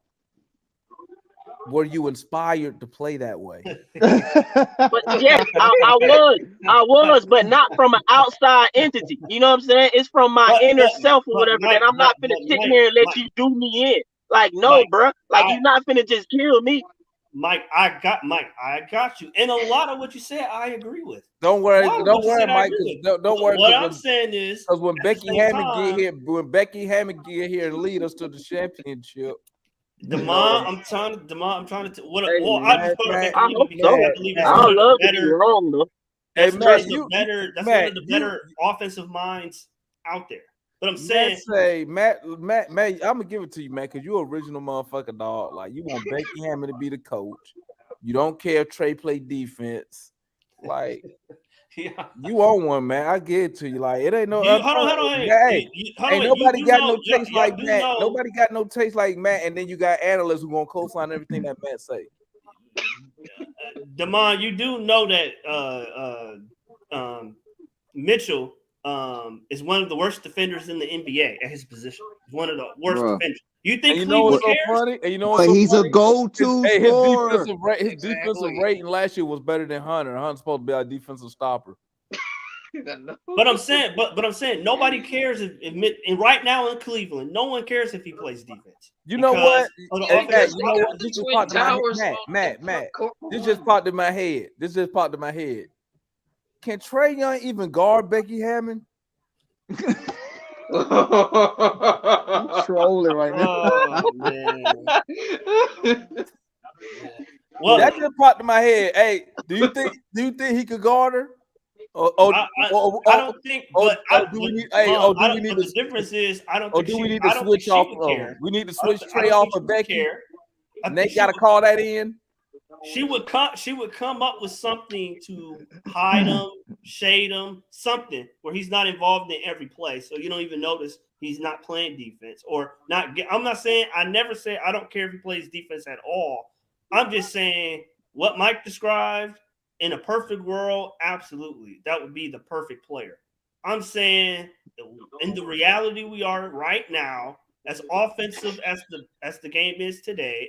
You don't mind if he skips some plays on defense. As the fact that he has been breaded as a dynamic generational offensive talent, the type of all effort, diving on the floor and banging for early position in that's never going to happen, or that's not going to happen. It's just not. Like, I realize that. That's fine if he gives me the offensive output that he's capable of. That's what I'm saying, bro. We're not asking for Trey to do that, like I said, bro. Again, we just keep saying the effort, bro. The underlay defense, bro. Like him and Bogut. Like, bro, you put Trey and Bogut is your frontline defense, your first frontline defense. You're done. You're toasty. I'm going by you every single time, bro. I'm 39 years old. I can get by Trey. I can post up Trey and Bogut. No, I can post up Trey and Bogut. Hell, I can post up JC too. I can post up JC too. These boys are heartless, bro. They soft. They soft. Not SOFT, they soft. ASAWFT, bro. They don't care. They just soft. They soft, man. And that come, and then the soft and the hard, whatever you want to say, that's just heart, bro. Like, it ain't really got nothing to do with like size and all that stuff, bro. It's heart. It's that want to. Like the mom was trying to describe stuff like that. Like, you just gotta have that dog in you. Like, bro, like, no, like this is not gonna happen. Like I'd be damned. Like, you know what I'm saying? If it do, bro, worst case scenario, bro, I fouled you, dog. You know what I'm saying? Like, you gonna get hacked. And then you might get mad at me about that, but hell, whatever. You know what I'm saying? I ain't doing it on purpose. You know what I'm saying? I just tell you, stop being a hoe about it. You know what I mean? Like, it's simple as that. I'm going for the ball. But yeah, bro, you're not finna just sit there and kill me. Nope, you're not finna sit there and kill me. But again, though, you gotta want to do that. We got the type of players that, take breaks on defense. You know what I'm saying? Damon brought that up last time. When do you tend to take, try and catch your breath? Ideally, as a team player, you do that on offense. You get to catch your breath. You don't necessarily be fully involved in the offensive play. But we got guys that take breaks on defense, man. They take breaks on defense so they can have their legs for the offensive end. And that's not a winning recipe. I'm about to go take me a break in the garage, man, because these just bro, who gonna be in the huddle and it's just gonna be like, I'm gonna take ownership of this, man. Somebody we gotta have a meeting. Bro, I'm trying to tell you, as long as McMuffin over there on the sideline, Becky Hammond. Hey, nigga, I can't really believe you really think that shit finna work, bro. Demond, all I'm saying is, nigga, Becky Hammond for real. Even analysts didn't agree with that one. I mean, no, a lot of people aren't, because a lot of people are gonna say a woman can't coach men. A lot of people gonna say it's not that. It's not even that. I'm not saying it's gonna take more than a coach to fix. So you telling me Trey Young don't respect Nick McMillan, NBA player who's played in the finals and head coach? Come on, but he gonna respect Becky Hammond. But Damon, what I'm saying is, when y'all can say Trey Lyon or he, whatever he doing, promote his own brand, whatever he doing, I don't know. When he talks, he says when he is interacting with the coaches when he's watching film. He said he's listening. When he doing what? He said when he's watching, he said he hasn't met a coach yet that watches as much film as he does. So he said he's what he watching film for? What he watching it for? Huh? Why? Because he told Doris Burke the whole. No, why is he watching film? Period. What do you mean? Why he watching film? Because I don't see shit. Hey, though. man. I don't translate on the court. Trey be lying, bro. Trey be lying, man. But he did say the whole offense is him manipulating the defense with his eyes and making plays. And when I watch him play, that shit too. Hey Matt, you believe that shit when he said he was watching film, you was believing it, huh? No, what I'm saying, when you watch them play, when you watch them play, what they do? They run the pick and roll. He makes reads off the pick and roll, and that's the whole offense. I mean, that's hey, what Matt. it is. Hey, well, everybody, I'm gonna let y'all in on a secret. The Lakers done beat us 2 times in the span of a week, and them motherfuckers are more trash than we are. Yeah, I mean that's what I said. Like talent-wise, there's no way we lose to the Lakers because they inspire, baby. You got to be inspired in 2023. Demond, I'm telling you, but Demond, like that's the word. 2023. Hey, guy, hey, chat. The word for 2023 in here is inspired. Are you inspired tonight? Demond, that comes in many different forms. I'm about to go to the garage and get inspired. Hey, that comes in many different forms, but. I'm saying they're clearly not. Man, so clearly when you playing ball, you don't have no personal pride out there on the court. No, like, hey, I'm not talking. I'm not. Matt, I'm just saying though, like Matt doesn't get paid millions, bro. Why would you? Matt doesn't make millions of dollars. I'm not talking about me. I a lot of what Mike said, I agree with a lot of that, but I'm saying that's not the team we have. We don't have that team. The team we have. It's not doing Hammond gonna turn us around though. I got it. I don't like our team. Then I don't like the character of our team. If that's all of their character, then I don't like none of them. I don't like none of them.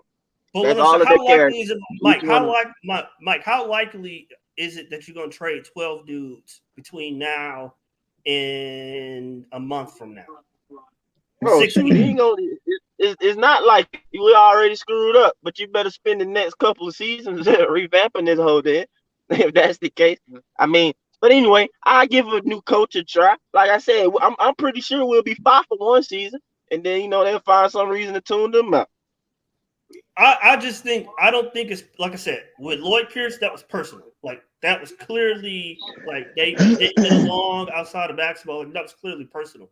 I don't think that this is personal. This is just like philosophy, X's and O's, strategy. Like I'm listening to this dude go over the game plans, whatever he be doing. I don't know. Whatever type of coaching he does, I evaluated it. It ain't working. He got to go. But y'all don't want to fire him, so we're just gonna play this shit out to the end of the season. That's exactly what you see. I mean, I can't fire him. I can't do it. The ownership ain't gonna do it. That's how they play. They play like, well, shit, you're not gonna fire him, so we just gonna go out here and shoot this shit up on a Tuesday night. Bro, I'm just tired of this motherfucker, man. They get like, bro. I'm sitting here looking at the highlights right now. I'm just watching Bogey get abused, bro. Like it's trash, bro. It's trash, man. That's what I'm saying. We really should have traded him over Kevin Huerter, but I don't think we could because he was coming off an injury. I'm just looking at nobody boxing out. Wayne Gabriel getting put backs. Good night, bro. That's another dude that killed the Hawks, man. When did Gabriel? Killed them on the boards. That's another shocker. Jeez. I told y'all about Thomas Bryant last year, though, when he was on Washington. I thought he was a good player. See, it was him and Gabriel that killed this team on the boards. Both of them. I mean, they don't make shoot. Dog, Dennis Schroeder. I'm just looking at the highlight. Dennis Schroeder just killing Bogey, bro. Good. Oh my gosh.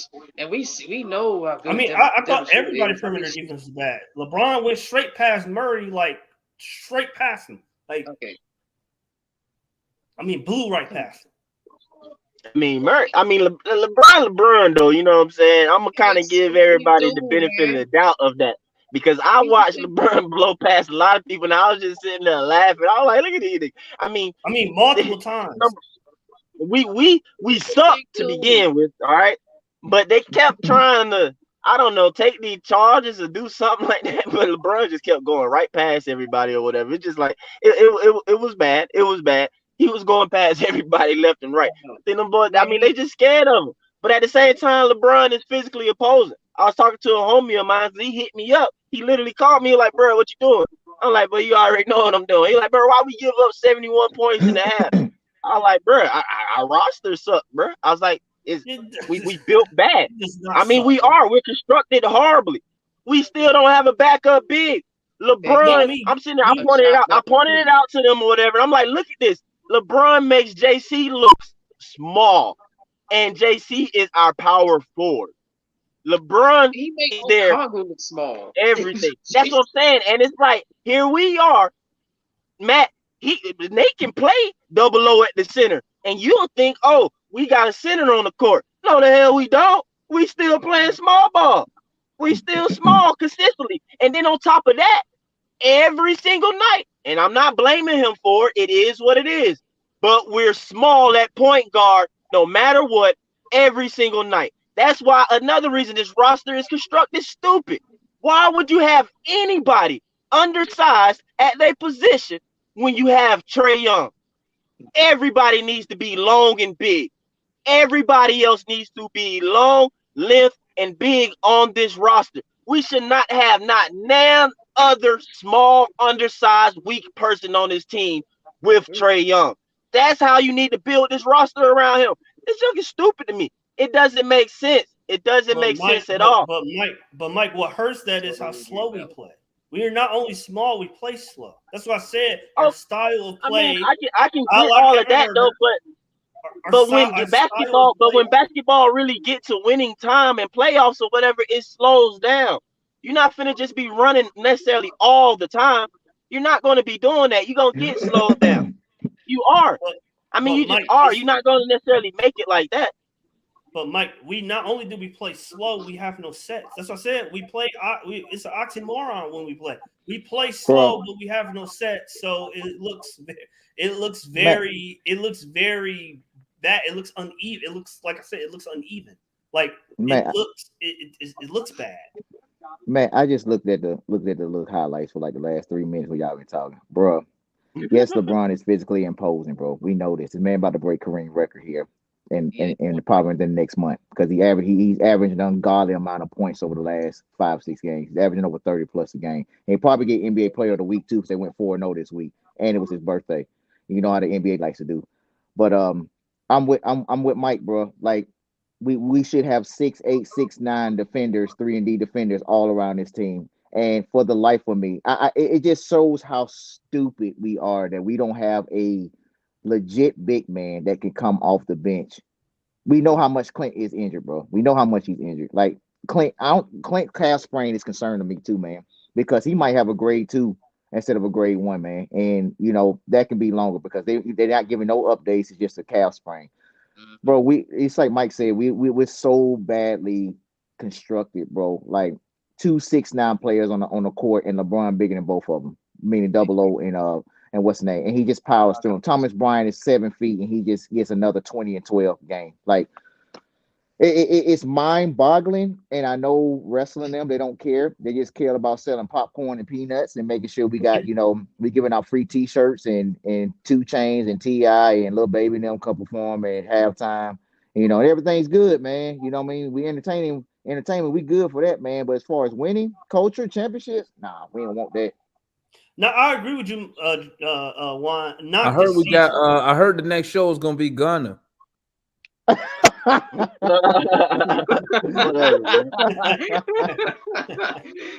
I agree with you on this season. I don't think they're trying to win a championship this season, but I mean, there is no way in hell anybody thought there would be 3 games under 500 in January.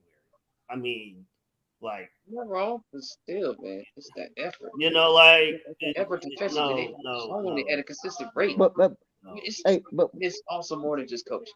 All right. I'm not saying coaching is is the 100% of the problem. I think it's like 80% of the problem. I do think we probably do need another backup big and probably a backup point guard, a legit. That's a guarantee at this point. But I'm saying like that's two things you need to fix. Bro, it was literally that's what you LeBron. I think more, but yeah. LeBron in the game, bro. Like I could have put up 10 points against the Hawks defense tonight, man. Like it's sad. It's just so sad, bro. It's so sad when you look at it, man. Hey, all we did was donate to LeBron's scoring title record. That's all we did was bro, it's so sad, bro. They donate, dude. This donate man to the put rest. Up 70, yeah, we 72 gave points on us. him.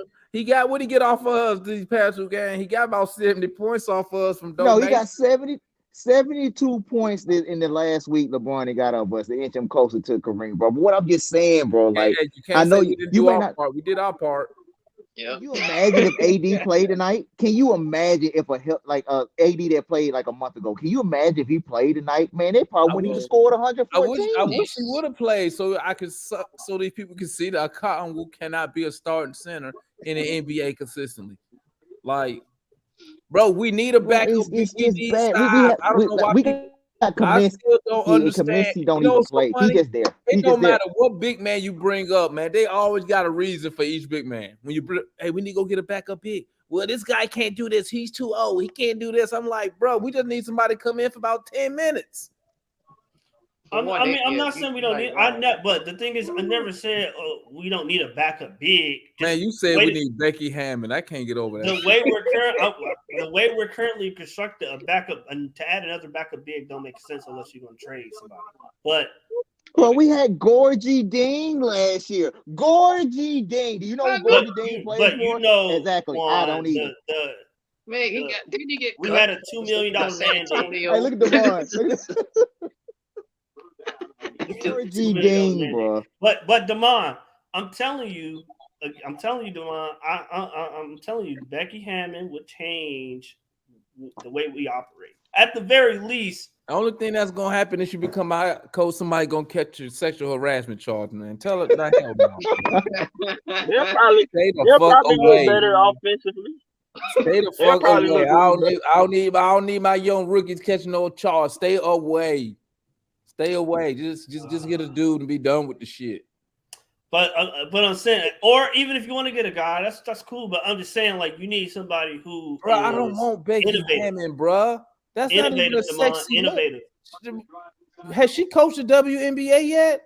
Yeah, she just wait. Actually, yeah. Becky Hammond first year WNBA won a chip with the Aces. Because the GMs think like Damon, they like we can't touch that. But we can't touch what? Listen, I don't want her. Sorry. But I'm just saying I'm looking at. I know she's a woman. I get that. I understand that. I'm just saying I'm looking at the coaching style and I'm looking at her mind and I'm saying, okay, man, that ain't. You think Trey Young give a fuck about that, man? Hell no, man. He don't care about that shit. I think he cares. I think he cares about. Let me tell you. I think he cares about somebody being a strategist. You need a coach who could come in here and tell Trey to shut the fuck up and drop some championship rings on his ass. He don't need that. But we already seen him not. We already seen. You think we were seeing that with Lloyd Pierce? He doesn't get along with dudes who That's because Lloyd Pierce ain't done shit. Lloyd Pierce ain't never been a head coach at any level of basketball ever.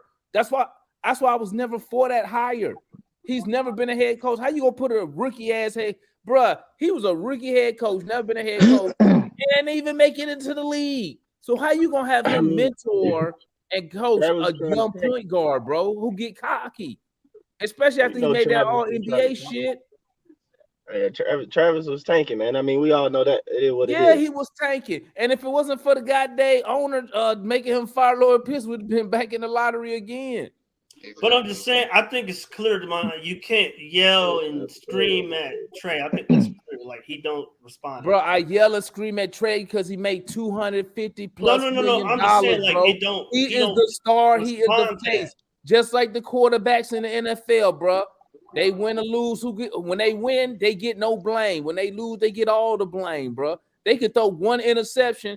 and they could have threw it to the receiver. He bobbled it. And who gonna get the blame? The quarterback. No, I'm not The leaders of the disagreeing with teams. you. I'm saying like So you telling me not to blame the leader of the team? No, Jamal, I'm not saying not blame. I'm saying I think the blame is disproportionate in his. Nah, see, I think it's like that for Matt. I think it's like that for you because you like Trey. No, I mean I respect the fact that I don't think he's a superstar. I think he's a star. See the difference, and I know how long, and I know what a star represents. But the difference between me, Matt, the reason I can get on Trey Young so easy is because, bro, I don't care if he stay or go. I don't. You say that now, Demond. Me too. No, I say that. I say that because listen, when you're trying to look at your team from an unbiased point of view, you got to be cutthroat. Like just like if you was a real general manager. That's why general managers, you shouldn't have relationships with your players because that clouds your judgment. So that's why I'm not fans of these players. Last fan I was of a player was Dominique Wilkins. You see what I'm saying? So I'm not a fan of these players. And you know what else I realized? Players come and go, bro. Trey could wake up and request a trade. Then what? Then what? No. I'm not saying I'm a fan of Trey over the team. What I'm saying is that's why you don't look at it like I do. That's why y'all get so upset when somebody blame Trey Young because y'all like him. He your favorite player on the team. But I'm trying to tell y'all is I don't got none of these players, none of my favorites. I could care if none of them. I don't care who on the team as long as we win. I don't care. See, y'all care. Y'all want that star player, which I understand. We all want a star player, but at the end of the day, bro, I'm gonna tell you something, man. I'm gonna keep it. But if I was betting money, Trey not it, bro. I don't think he could lead this team to. If I had to bet money, I don't think he could be the leader. Not saying he couldn't be a part, maybe a two or a third, but bro, he don't dominate a game or take a game over like superstars do, bro. Was you saying this the last 4 years? Huh? Was you saying this last 4 years? Bro, you know, I never wanted Trey Young on the Hawks, right? You do know that, right? Hey, they wanted Doncic on them. Bro, everybody know who I wanted on the team. But I got a whole rant of the night we traded Luka Doncic. I did a whole. I get the 50-point games and I get all that. But this is what I'm saying, bro. But this is what I'm saying. This is what I'm saying. I've never been a fan of Trey Young, right? So guess what? I used to get on his ass. Beginning of his rookie year, I used to call him Ash Trey, right? But then, you know, he grew on me. He started doing his thing. So as an Atlanta Hawk fan, I support him, right? But as an Atlanta Hawks fan, what do I understand is it don't matter if we not winning. I don't care if he give me 27-9. If what are we now? 18-21? What difference does it make? I mean, I respect that. I'm just saying there's a difference between like him and Al Horford or him and Josh Smith or him and Joe Johnson. Like there's levels.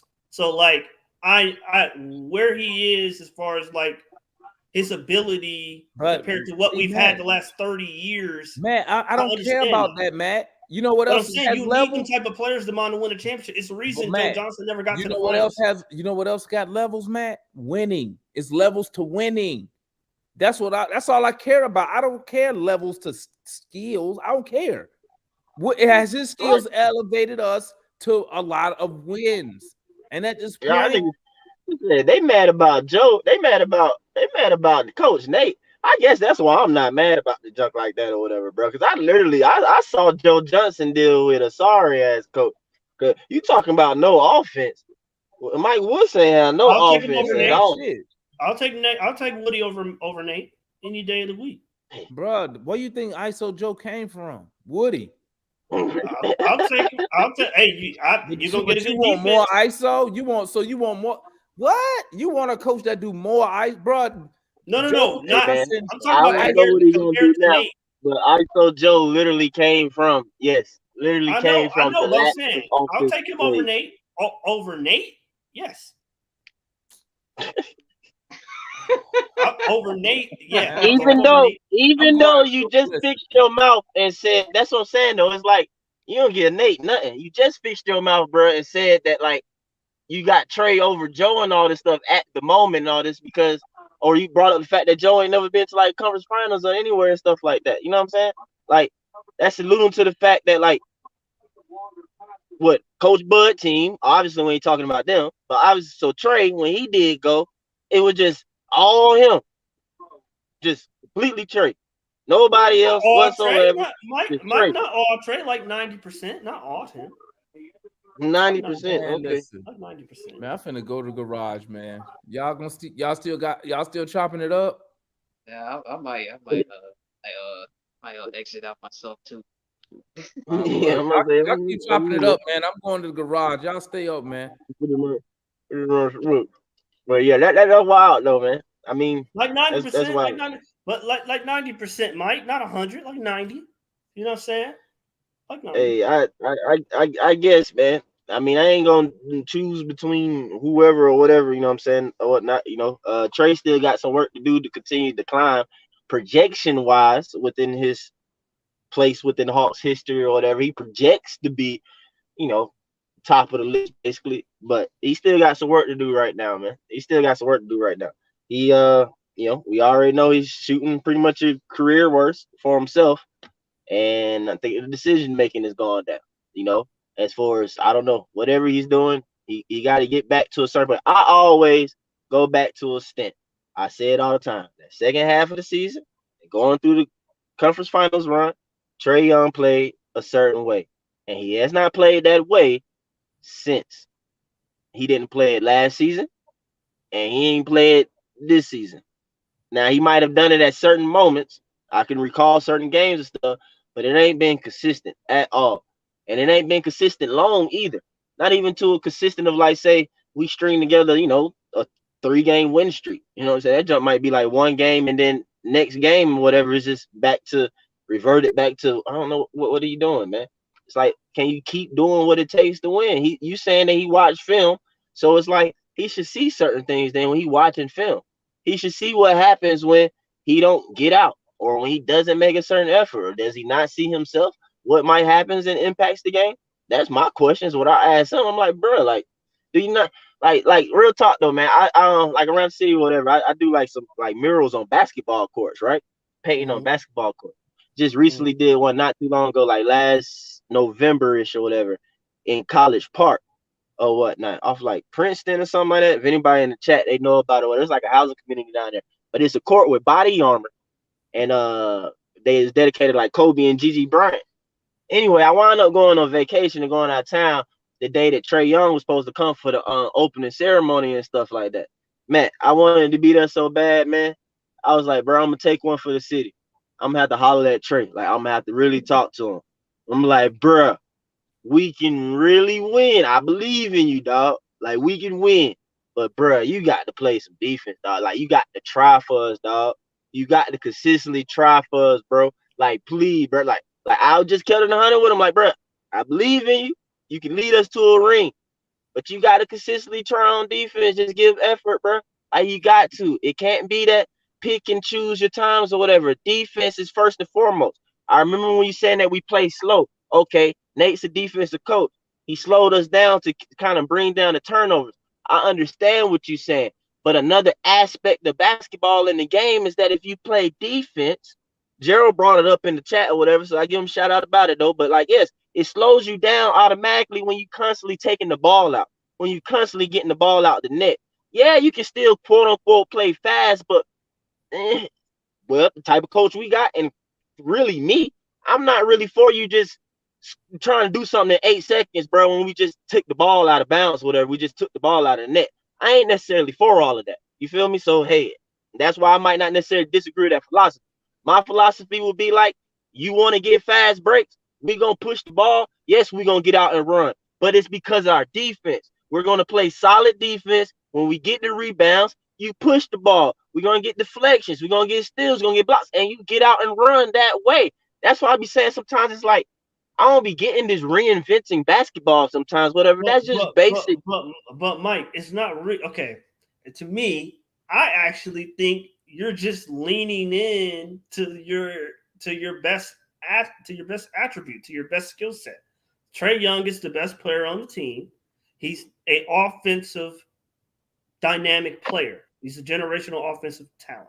Whether you like him or not like him, just skill-wise, he comes around once every 5 or 6 years. Just pure talent. I agree, Matt. I don't disagree with that at all. So Mike, what I'm saying is, what to me, like you and Gerald, like and Demond, sometimes, like y'all, to me, when I hear y'all to me, y'all making it too difficult.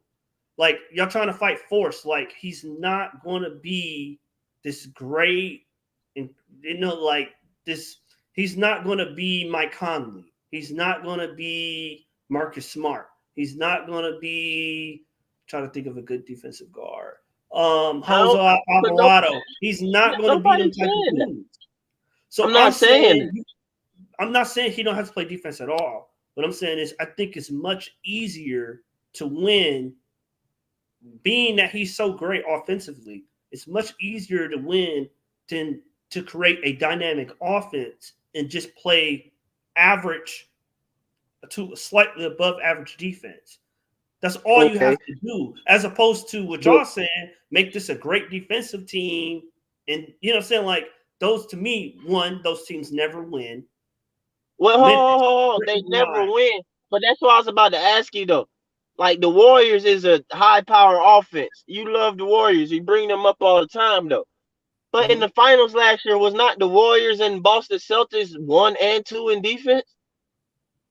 Golden State was a good defensive team, but a lot of that was in the numbers. A lot of that was in the shooting percentage. A lot of that was in not rebounding. They were a terrible rebounding team. A lot of that was shooting percentage, and a lot of that was effective field goal percentage. But if you watch them play, they were small. They got beat on the perimeter a lot because Jordan Poole is not a good defender. We all know Steph is not a great defender.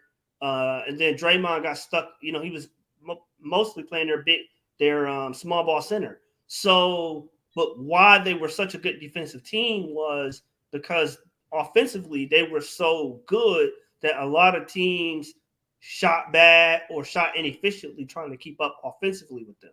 So Steve Kerr said all the time, like a lot of our defense comes from how good our offense is. Our offense is so good. Defensively, you're trying to keep up, and you know what I'm saying, you're struggling offensively. You're trying to keep up with their offense, so you're taking bad shots, you're taking rush shots. You know what I'm saying? So that helps the numbers a lot.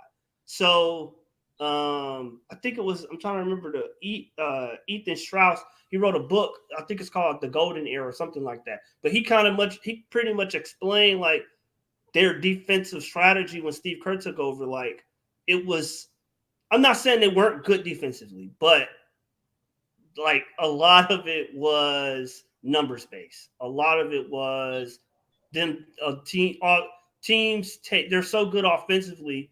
Teams trying to keep up with them, taking rush shots, trying to play as fast as they can without the shooters. And you know what I'm saying? So a lot of it was kind of, I'm gonna say smoke and mirrors, but a lot of it was numbers. I'll just say numbers based. But that's what I'm saying with the Hawks, like Boston. They were the best defensive team in the NBA in the last 12 years last year. At the end of the day, they could not win a championship, whether it was Jason Tatum, whatever it was, Derek White not showing up, whatever it was. At the end of the day, they couldn't win a title because they did not have an offensive player to match Jordan Poole. That's why they lost.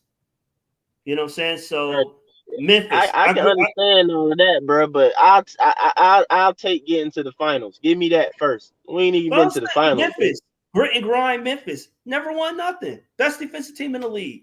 Never for years. They never won anything. So I'm just saying, and like I said, with Trey Young, you're never going to be this elite defensive team that holds teams to under 100 points. And, you know what I'm saying? Like, that's just not going to happen. It's much easier to lean into his offensive skill and say, okay, let me build an offensive team that plays average defense because Trey Young, even if it's close, Trey Young is going to get us over the top. You know what I'm saying? So, or you would hope, I know he's shooting bad this year, but you would hope in a close game he's going to get you over the top in clutch situations. That's why you pay him. But I don't think, and that to me, that's what Nate doing. He's trying to fight force.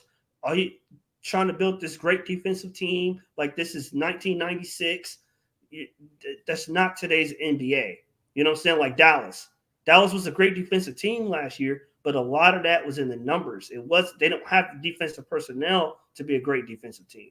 So, like Nate, to me, like we're not really good at anything. That's why I like harp on Nate. Like we're not a great defensive team. We're not a great rebounding team. We're not a great offensive team. We're not good at assists, passes per possession. Like we're not good at anything. At the best, we're mediocre at a lot of things. So what's his value? Hey man, right? Mike, at your job, Mike, at your job, when you get your performance review, if you're average at every category they grade you in, how long are you gonna keep that job?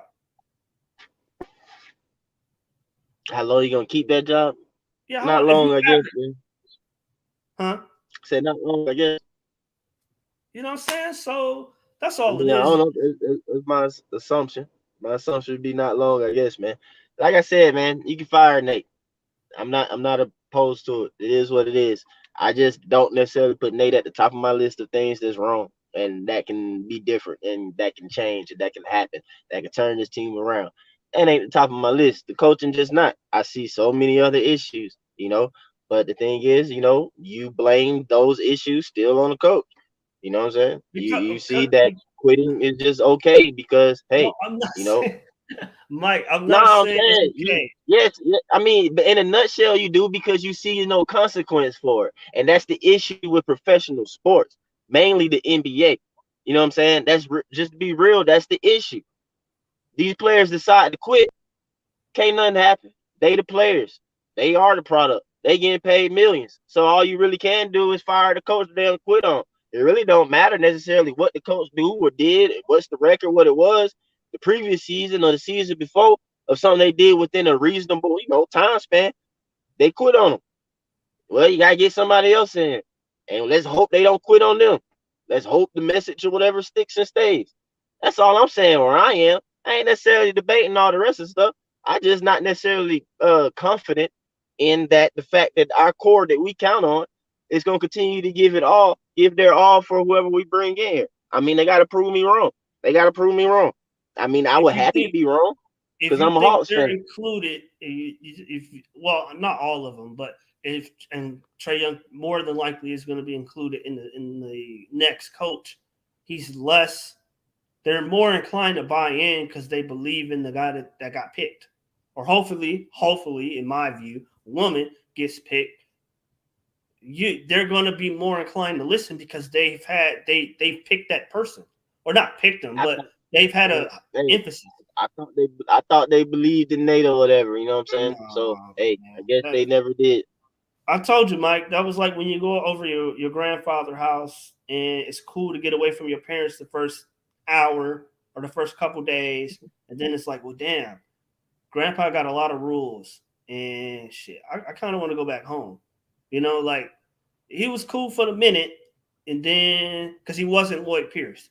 I think anybody could have stepped in, and I hate minimizing what people do, but I think mostly anybody could have stepped in, gave them the rah-rah, and they would have done pretty much what they did. And then it's about... But that's what, and I'll be bringing the other stuff up or whatever. Like I said, I hear all of that, man, but that's where all the holes and all the screw upness of the franchise. Why hire the man? Everybody else should be able to see that. The people who are getting paid many of dollars, making a lot of money, getting paid pretty to manage a game, to either play in the game or manage the game. From top to bottom, from the owner, Tony Wrestler, to the sorry, dumb players on the court. Everybody sucks. Everybody is letting down the city of Atlanta. None of them are doing right. The owner's being cheap. Travis quit. He have his fair share and part in constructing this team.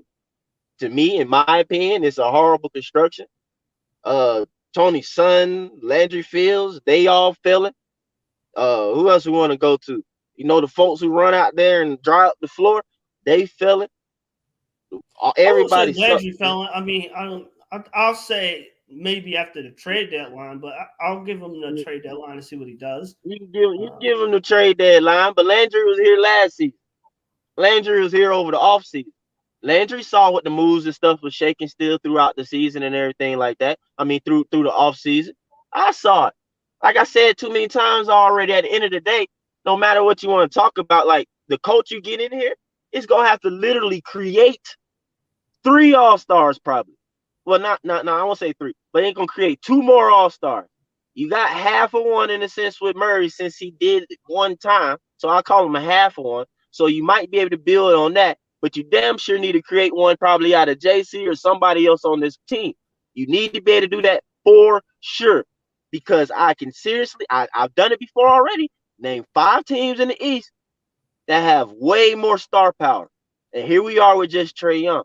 Now I'm on Trey a lot, so I'll make it clear for folks like Finisher in the chat and stuff like that, because he swear that don't nobody, or he or she, you know what I'm saying, swear that we don't, talk about other stuff. But like I said, I'm blaming a lot of people here. I just be on Trey a lot of times because, hey, point guard, and I agree that he's a generational talent. So, it's the old like adage or her thing or whatever about like you should be worried if I'm not, on you, basically. Like, I'm not finna waste my time talking about Justin Holiday. Like some other people will do that. Like, oh man, he sucked. What he doing? Like, bro, he's Justin Holiday.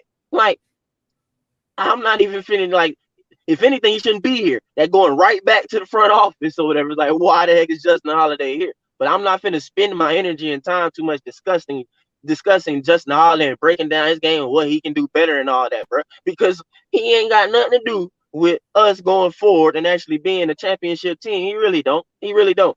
So again, that goes back to the front office. Why is he here? Why we ain't got a big man? Why was Cam Reddish? Why Cam Reddish didn't have working happen? Why was Amari Spellman? Why was, even Kev going now? Why was a lot of things, say going, like, you can see Trey and the Luka thing. Okay, we can move past that. Trey is good. Trey is cool. But it's still a lot of other things that I was missing. How desperate were you for DeAndre Hunter, in a sense? I got to go back in a sense, look for that draft, though. But, yeah, we got shafted. We should have, your projections and your analytics, that's where it first messed us up at, doing the analytics. Well, it worked out for the most part, but that's really why we traded Luka, because analytics showed that we was going to get 2 top, first round picks. But remember, we got screwed. They thought that first one was going to be high from our own one or something like that. But Dre was like around, 8 or something like that? Not Dre, but the pick was around 8, and we traded up to go get him. And I'm like, I was sold on him. I ain't going to lie. From the beginning, I'm like, dude, I liked him a lot. But at the same time, I was just mad at the NBA for screwing us, for making us have to trade up and go get him. But now you're looking at everything like that and everything. Of course, hindsight is what it is. But again, I got to look at Travis and everybody like that. Our scouting department, everybody who it is. Again, you think the roster is what it is, but I think if they want to compete and be other teams, Chicago, I ain't saying they good or anything like that, but they actually competing or whatever. Well, not competing necessarily. I mean, they in that middle of the pack. I gotta look at their record or whatever. They're ahead of us, aren't they? Chicago got a better record than us. I think they won again tonight.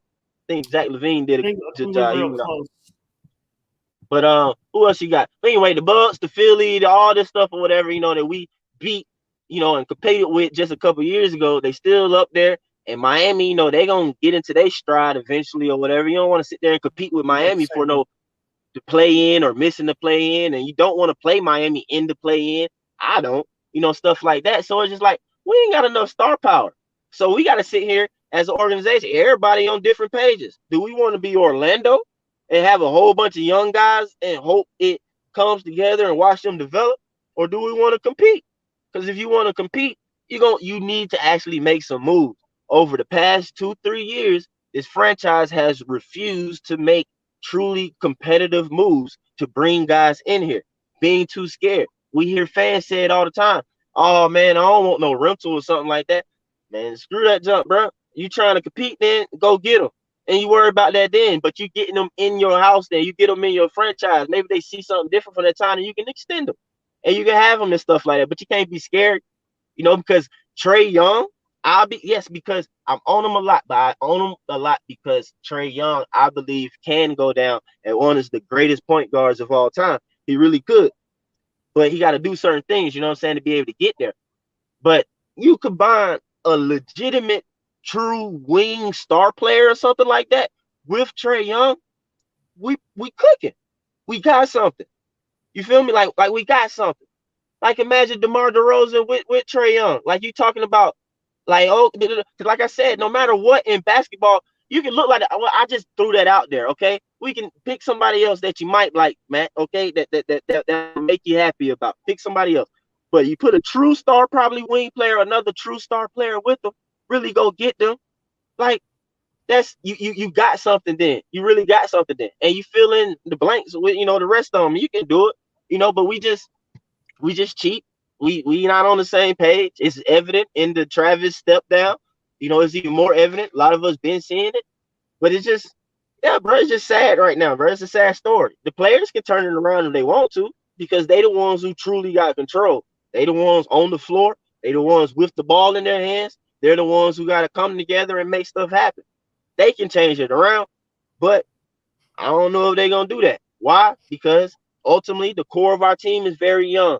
That goes back to the construction of our team. We really have no veterans on our team. I think Clint is probably like the most veteran, him and like Bogey, whatever, at like around 28, right? I mean, yeah, if you're not including Holiday. Well, yeah, no, yeah, man, bumping, man. Obviously, yeah, he ain't no solo. He ain't no solo type who can be on the bench and barely ever play and still impact the team. So yeah, nah, I can't include Holiday. I mean, yeah, I think we're gonna, but the Fields just said the other day. I haven't determined if DeMond think he'll lie or not yet. I don't know, but he just said the other day, like, we're in the middle. We're in the middle between being a playoff team and a contender. We're somewhere in the middle. So if we're somewhere in the middle, that's cool. But at the same time, to me, in the middle is a second round team. And that's not where we are, or that's not where we're heading. We're heading for the play. Because the team quit. Because the team is quit, like you said. Yeah. And I'm saying like to get any type of revival, Mike, to get any type of life, any type of spark, any type of inspiration. You need to fire the coach again. You need exactly. You need to get. I guarantee you, if you fire the coach right now, it's not going to be another coach who come in though. So you saying yeah? So okay, that's what I'm asking. No, so that's what I'm saying. So that's right. So you saying fire Nate now? Nick Van Ness take over. You believe Nick Van Ness would get them to that second round or whatever? No, I would personally. I'll just use him as an example, but Joe Prunty, better example. I believe Joe Prunty, whatever, like they said, Lauren be saying stuff, whatever.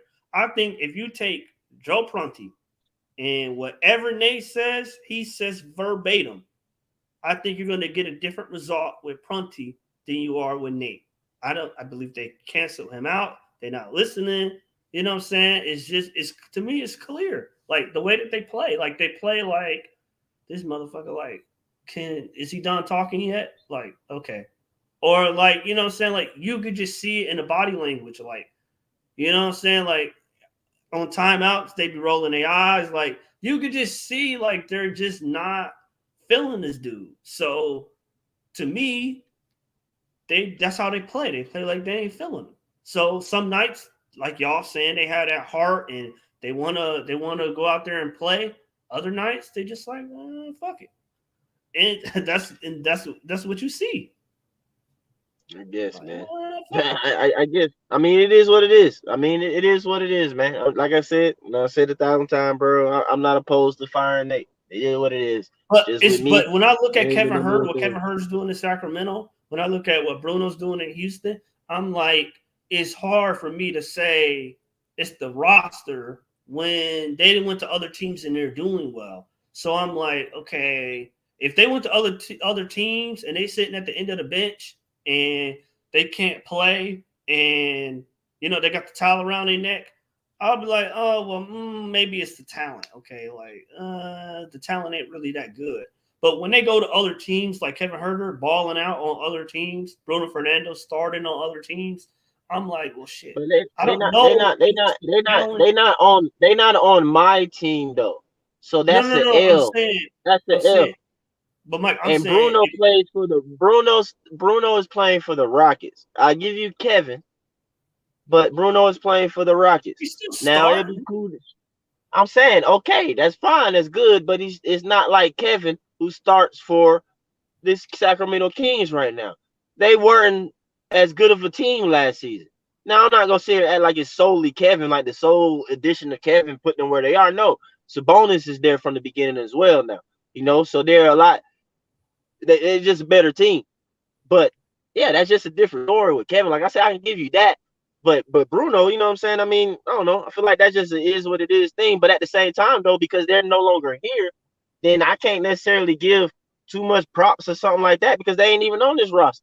So if they were supposed to be good, or you see them being good somewhere else, then then you should have. Well, then the front office should have had it with them to keep those players there and had that whatever you want to call it sold to their vision and their plans or something like that. Or if you did move them, it was for truly competitive moves, not for nothing that's redundant and not going to do anything, and that you've been in the same spot with them being in. Or like I said from the beginning, not hire Nate, fire Nate already. Like then did that and get who you're supposed to have in there to keep your own players. That's what I'm saying, bro. From the tippity top of our franchise to the lowest of things and players or whatever, man, to the equipment manager, everybody failing, bro. Everybody failing right now. Ain't nobody doing good. Ain't nobody doing nothing good right now, man. And that's the reality of the situation, in my opinion. I find blame like everywhere. Everywhere I can find some blame.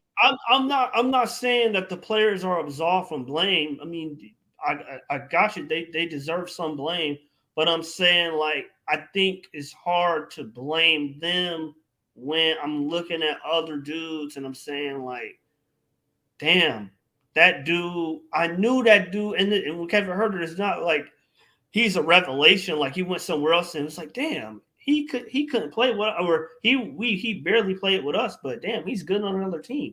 Like I like specifically said if you just run him off screens 50% of the time, he would score probably like 16, 17 points a game because that's where his talent is.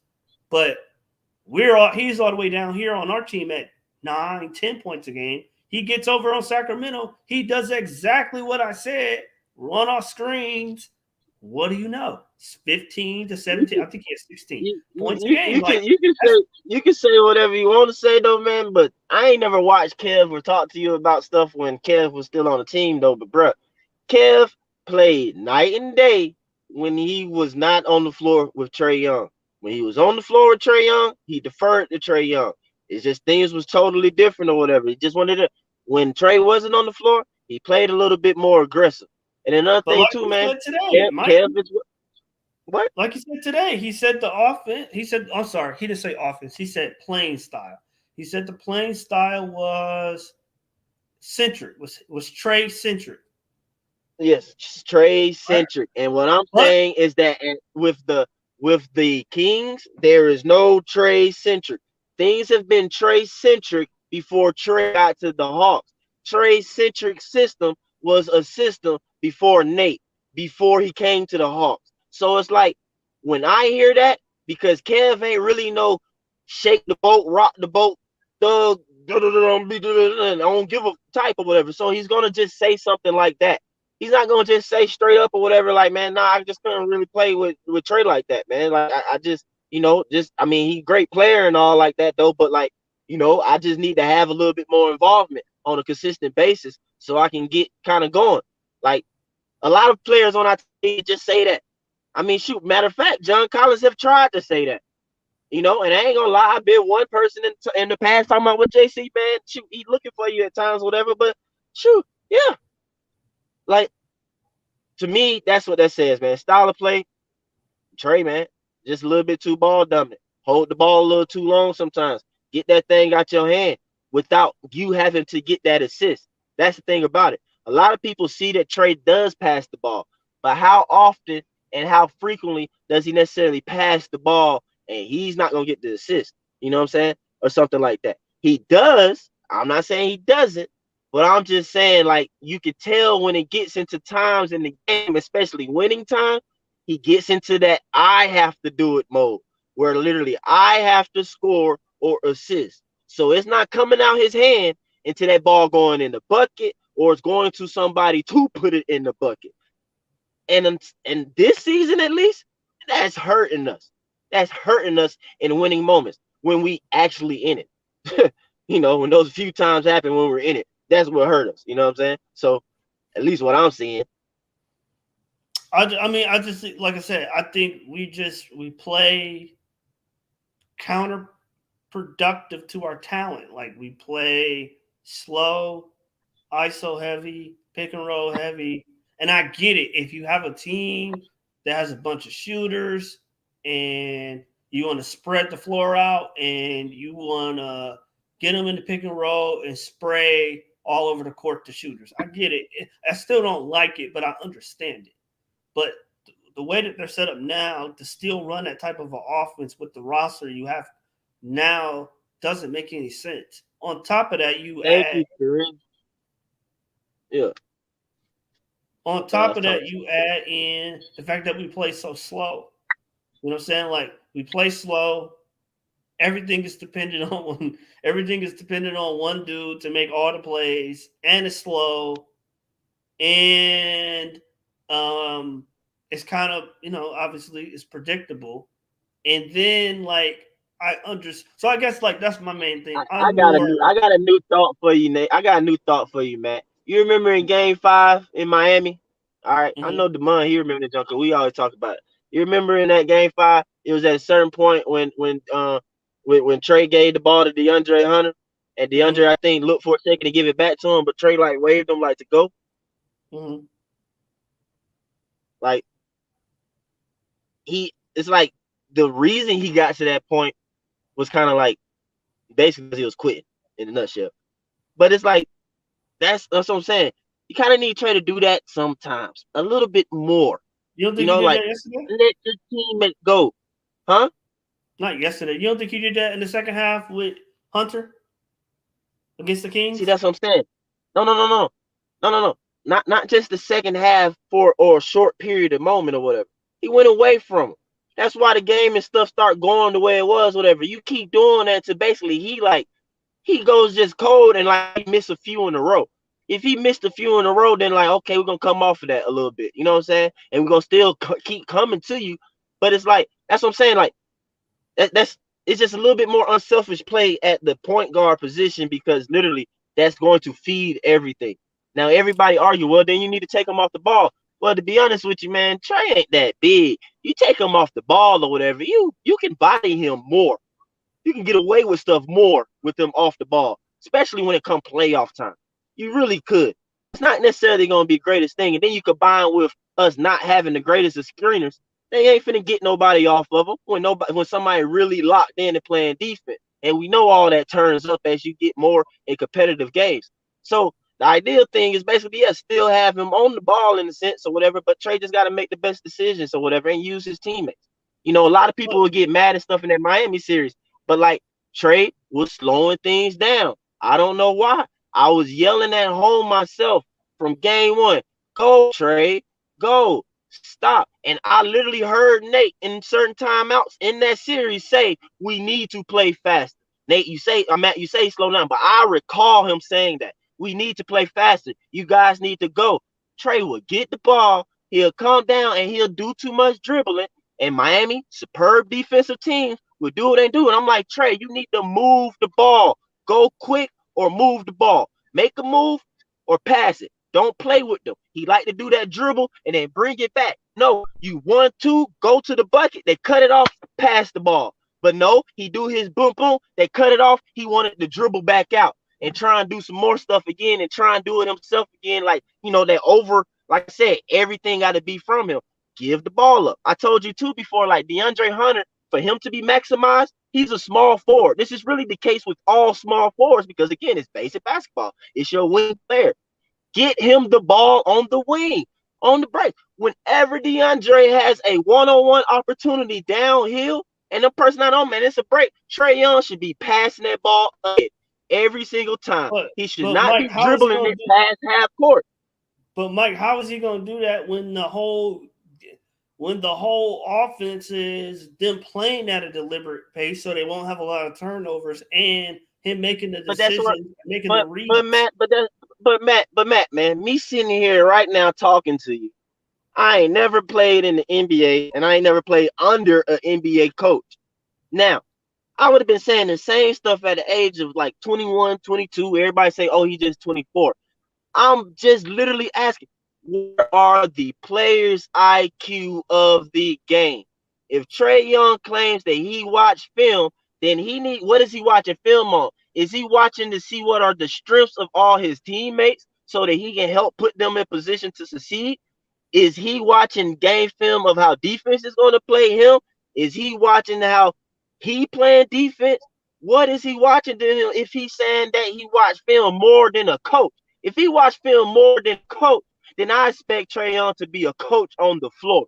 And I don't see that. I won't say. I think when he said he watching film, I think he's watching the other team's defense because, like I said, the whole offense is him making reads. So he has to watch. He has to watch film to watch the other team's defense to see how he can manipulate it and get and generate 115, however many points the Hawks going to score that night. He needs to figure out a way to engineer the offense to that number. And so that's why he's watching film, because he's saying what type of defense they're in, what's their coverages, what's their drops. You know what I'm saying? Like he that's what he's watching, the film, to see offensively what he's going to have to come up with in the moment for us to score. Because that's the whole offense. So that's one. And then two, I think that's why him and Nate, they disagree. They they're not getting along. It's because Trey wants to play faster. Trey said after every game, we got to play faster. We got to play faster. We got to get 100 something shots. We got to shoot more threes. Even him, the way he talk about it and the way he want them to play versus the way that they play, don't mesh. So I'm saying, okay, if this dude's talking about modern, we got to play more modern. We got to play more modern. We got to play faster. We got to shoot more threes. Like, if that's how he wants them to play, I don't understand why they're walking it up all the time. And I know what you're saying, Mike. They're on the court. They should be able to do it. But Trey got the ball in his hand, man. He got the ball in his hand. If he can decide in the Kings game to shoot early in the shot clock with nobody under the rim, after somebody just made a three on him, and he can pull up a three, he can decide when he wants to play fast. That was a fast shot that he took. We see Trey do it. Like, it's like, come on, man. I'm just asking for personal accountability. I'm just asking for the man to lead the team. That's all it is. You got the ball in your hand majority of the time. But Mike, he got the ball majority of the time. That's all. He has it most of the time. Since he have it most of the time, he can push the pace most of the time. He can do that. But again, though, I kind of disagree with that. If he want to play with that, then I like that way. I can't say nothing. It is what it is. I don't coach this team. But at the same time, though, I see that what I hear you saying or whatever, I just have flashes of like, all the off-season Trey highlights of him playing in all the different programs and this and that, bro. I'm like, if that's NBA basketball, bro, like I ain't really too much trying to watch that, honestly. That's just me. I'm not too much trying to watch that. Even if it was like football or something like that, hell, I ain't really a fan of a high-scoring football game like that. It's exciting and all, but I like to see defense too. I like to watch people play defense, give effort on defense, do their thing. We're not in the 90s no more, Mike. It's fine, bro. Like I just said, bro. Maybe I just come to terms with that. Hell, I'll chill watching NBA basketball. I'll be all right. I'll live. It is what it is. You know what I'm saying? That's the product thing. I think that's the thing, Mike. Like, I'm not saying like I care about defense personally, probably more than Trey Young does, but I understand, like that's what I say, I understand the type of offensive talent he is. So I understand why he doesn't play defense even as much as probably I want him to play defense. But at the same time, like that's what I said. Like it's the type of team that Nate wants them to have, and Gerald and Damon, and apparently you want them to have. Like they don't have the personnel for that type of a team. One and two, like Nope. I don't think you're ever going to get Trey Young to buy in long enough for that to work. And more importantly than all that, I can't remember a team that plays like that wins a championship. Like Memphis never won a championship. Boston hasn't won a championship. Like, like great, maybe Toronto. I mean, not Toronto. Milwaukee is maybe the best defensive team to win a championship. Like, but even still, they had Giannis.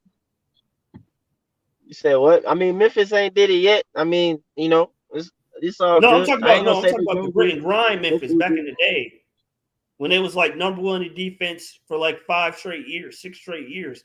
Like, I don't want to watch. Memphis was born to watch. Who wanted to watch that? You gotta still have necessarily star players. That's where the other part comes into it. Ain't nobody saying you don't have to have a star player. Nobody's saying that. I think that's what there are a lot of people bring up when they talk about Trey Young. Like, well, we always talking about you need to have a star and we find God with this now. Like, yeah, because we understand that you need a star player to get over that hump in the playoffs and stuff like they come through and everything. We get that. We understand that part. But at the same time, yes, teams that play defense though and have star players, they win championships. Now you be looking at them playing offense and all that stuff and everything like that, but them teams play defense, man. Them teams definitely play defense. They get out there and they defend and they get stops. Like you literally, like the way Trey Young wants to play and the way you're saying, I have to ask you then, if you score and the other team is scoring, like what are you doing then? You just hoping they miss and you score on that possession that they miss so you can go up? No. I say it all the time. Although he's not here no more, Travis said it all the time. I thought he said it perfectly. You get timely stops. That's it. Just timely stops. Maybe the last 5 minutes of the game, whatever. Just timely stops. So all you need is timely stops. That's sad, and I understand what timely stops are. Timely stops comes into play when you're talking about, in a sense, star player. You know what I'm saying? My assignment is to guard LeBron James. Now, ain't nobody gonna shut LeBron down. But if I win and get all the timely stops, a majority of them, I did what I need to do for my team. Like all the key, like to say that in a sense for the whole team, like get timely stops on all 5 against their team. To me, that is like unacceptable. No, you need to stop everybody. If they're a star player, they're a star player. I understand you ain't stopping them. If it's Michael Jordan, if it's Kobe, LeBron James, all the star players in the league, of course, you ain't finna stop them. That's why I laugh at some people talking about, oh, and DJ ain't shutting nobody down. Well, DeAndre, DJ, all them, I'm not going to do that to anybody who's playing a star player, who are a known star player. You're not going to shut them down. But if you get timely good stops, oh, you won that. Like necessarily, people ain't going to necessarily shut down Trey. I mean, Miami did, but he ain't gonna necessarily shut down Trey per se one-on-one and all that stuff like that because he gonna go get his. But somebody can get timely stops or get him to take bad shots at timely moments to get the victory. Like I completely, like I said, timely stops and everything, but I'm not finna accept that to be the case that you take in your philosophy to defend the whole opposing team. Like we just need to get the right shot. Like last year, we were terrible on defense, like worse in the league. But how many games last year we won just simply based on our offense? How many games? I don't know the number. We probably won a lot because, I mean, we are basically an offensive type team. And whenever we do win, it's usually because of offense. So imagine if you had that type of an offense and you added just run-of-the-mill 17th in the league defense. Just basic defense. 113 points a game you allow. Just run-of-the-mill basic defense. You probably they would have won probably another 7-8 games. Like that you add that up, that's 50 wins. So I'm saying you can win with not overall. Like if we didn't have Trey, I would be probably more inclined to be like defense, all that. Like that's cool. But with a player like that, it does. I'm gonna say it doesn't matter. Like it's not as important. Like Boston, they're not a great defensive team. Like they're in the bottom 7 in the league in defense. They're not a good defensive team. But what are they? They're number 1 in the league in offense. So they can score. Bro, that's all right, man. I'm gonna say this. I'm gonna get out of here, man. It's well, again, late, getting early or whatever. But bro, Boston not a good defensive team, man. When they literally just had like the first perimeter player or whatever to be a defensive player of the year. No. That was last year. I'm talking about right now. I think they're 21st in defense. Yeah, no. I understand what you're saying, but what I'm saying is that player is still there. That DNA in person is still there. It's still other DNA within their people that are still there. Now I know what the numbers might be, but a record also says to me that they don't gonna play defense better than us. They got to. They have to. Because if they didn't, they'll be where we are. No, but they ain't play no defense. They're as bad as us. They'll be where we are. Huh? They just gave up 150 in regulation. No, I understand that. I know they just did that to OKC. OKC put up a lot of points on them. I get it. I understand that. That does happen from time to time. The Bucks just gave up 51 points in a quarter, I believe, today. I understand it happens. Hell, we gave up 50 to Orlando.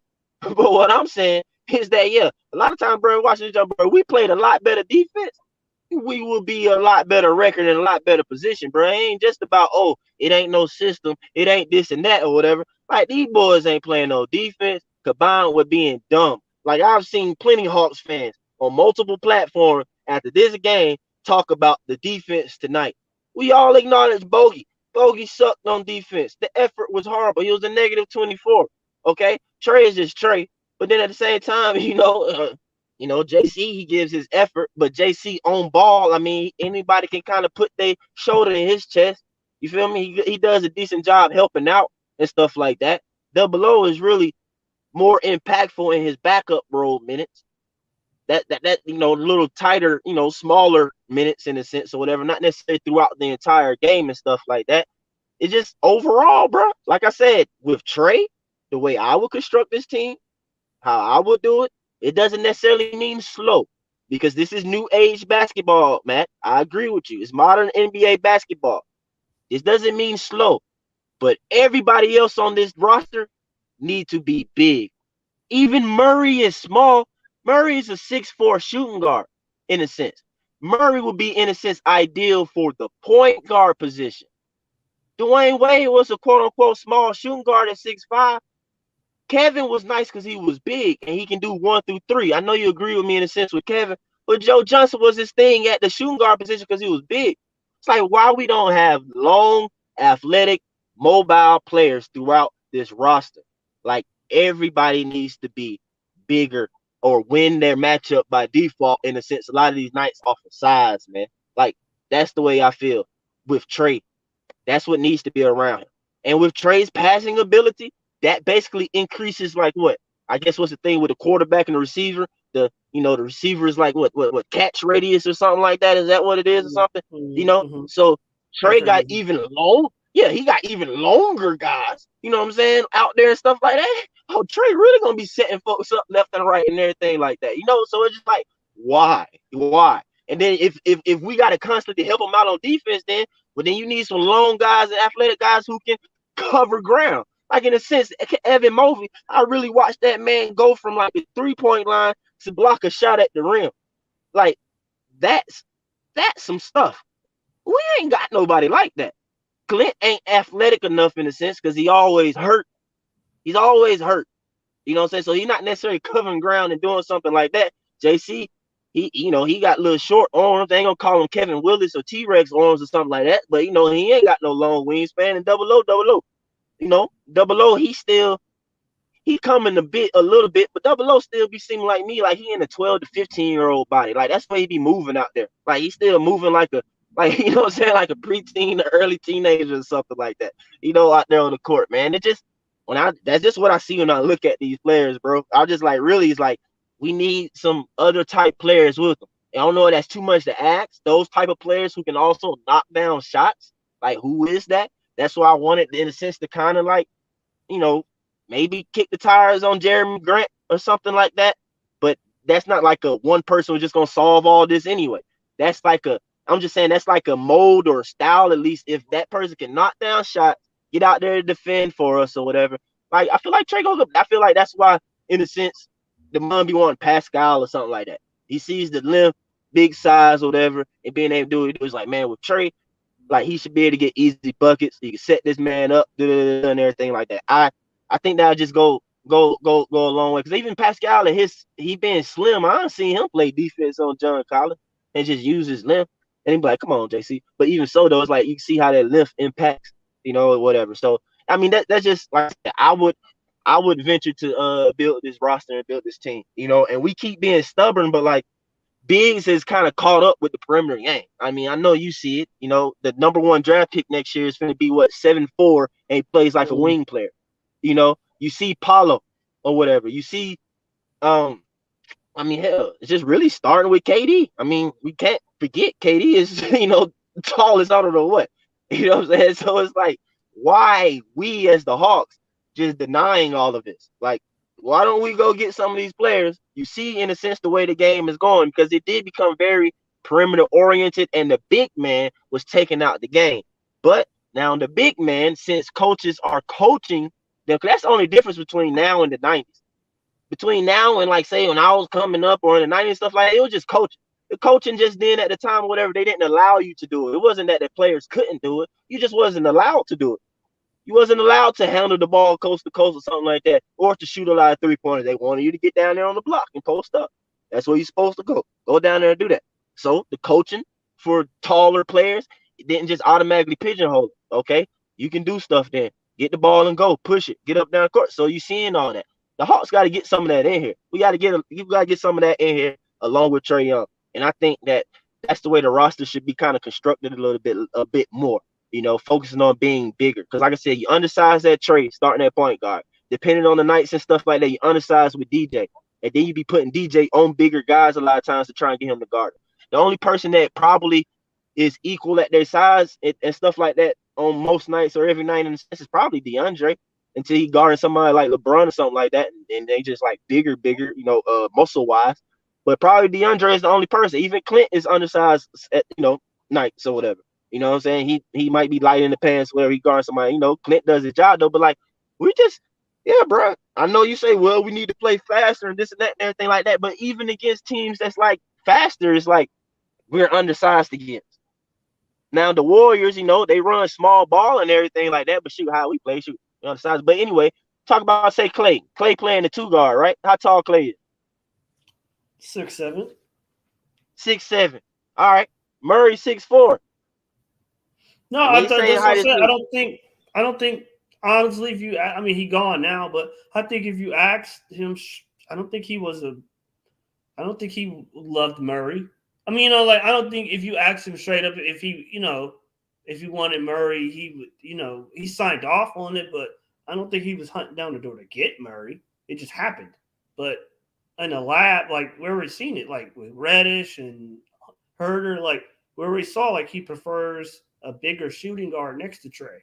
It just, the Murray thing just happened. But I don't think that's necessarily if he was building a player, I don't think it would be Murray next to Trey in an ideal world anyway.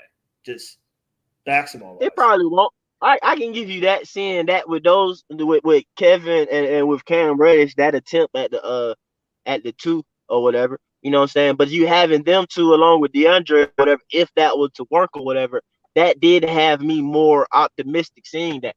But even during those times, I always said still that we needed a backup big. Like, we still ain't got no legit backup big. Like, we desperately need one. And then at that time, too, they weren't giving us a backup point guard. Like, it took a minute just to even, start getting the decent backup point guards, whatever. Like, they started Trey out to even begin with for, like, basically nobody. I think we had Jeremy Lin to start, and then they got rid of him or something. I can't even remember. Maybe that was, like, long before that. Maybe that's not the right time period or something like that. But anyway, yeah, just brought him in the league or whatever. Like, hey, yeah, you ain't finna have no backup point guard. Not at all. Not gonna be a backup at all.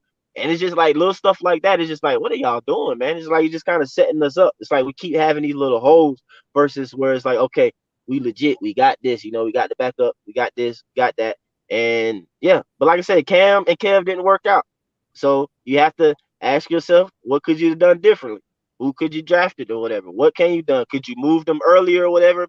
Package them up for another move? You know what I'm saying? You know, did it hurt you for not trying to move them or something like that? So yeah, man, it's, you know, watching the Hawks so long or whatever, I come back to like, man, it's just Hawks luck. You know what I'm saying? It's just Hawks looks right there. You know, it's like one of them supposed to work out in the sense, should be still here, but neither one of them here. And that hurts. That does hurt. That hurt the roster and where you're looking at it, because I don't believe Bogey should be still here necessarily either. I feel like Bogey, in my opinion, was supposed to be a placeholder until Kevin or Cam became what they should be. You know what I'm saying? Exactly. And Bogey here too long in a sense, whatever. It's time for Bogey in a sense. I mean, I rock with Bogey and everything, but like, yeah, nah, it got to be.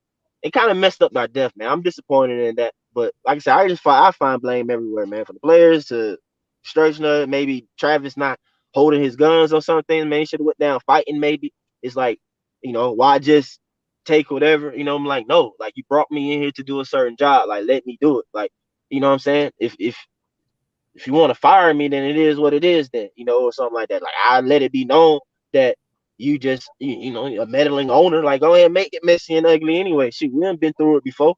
Might as well. Ain't like when you had Danny Ferry's situation with other owners and all this other stuff, whatever.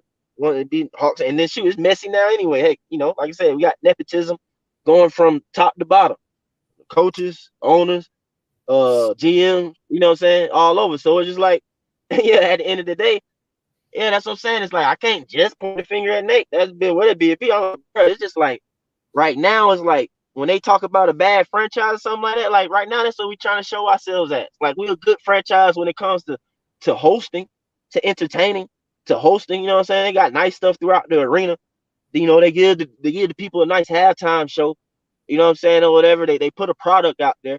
But as far as like really trying to give us a product that's really trying to win, it's disappointing, bro. It's disappointing, man. It's disappointing. That's all I can really say. And with that said, man, I really hope that I'm wrong and they turn this around and I can be here seeming like I'm bipolar on this show, talking about, yeah, bro, we balling, going crazy later on. But right now, bro, I don't see it. I don't see it with the current configuration. I don't see it. I don't see it. You say you don't see it. I don't see Yeah, it. man. But shoot, man. Hey, that's you on Instagram by chance? Yeah. Okay. Hey, that's my Instagram right there, at ArcAlien or whatever. Man, hit me up on there. So like I said though, bro, man, I haven't hooped in a minute just because you know, it's just start getting cold and stuff like that or whatever, and family and stuff like that. But shoot, I need to get back out there anyway. I mean, I try and hoop all the time. I don't mean like a minute like that, like years or something like that. I don't frequent that, but yeah, if you play on a regular, bro, like, yeah, let me know, man. Because when I be hooping stuff, I be putting out posts on Instagram and Facebook, trying to get people to pull up and all that stuff and everything. You know, folks be getting old, man. They don't want to do it no more. You like what, about 25, ain't you, man? 28. 28? Oh, okay. Shoot, yeah, man. Well, you older than what I thought then, but yeah, you know, once you get over 30, bro, your peers, bro, they suck. Say they don't do nothing no more. They don't want to pull up hoop no more. So I just, like I said, I go wherever though, man. So yeah, like I said, just hit me up on there, man. We'll shoot, yeah, Link can play some ball, man. Link can hoop with you. All right, I got do that. Bet. Yeah, that's what's up, man. Definitely trying to do that. But yeah, man, I'm gonna get up out of here, man. You got that? Like I said, just hit me up on there or send me a request or whatever. We'll link up. All right. For sure, man. All right, go Hawks, man. Hopefully they turn this around, man. Hope. That's all we got, man.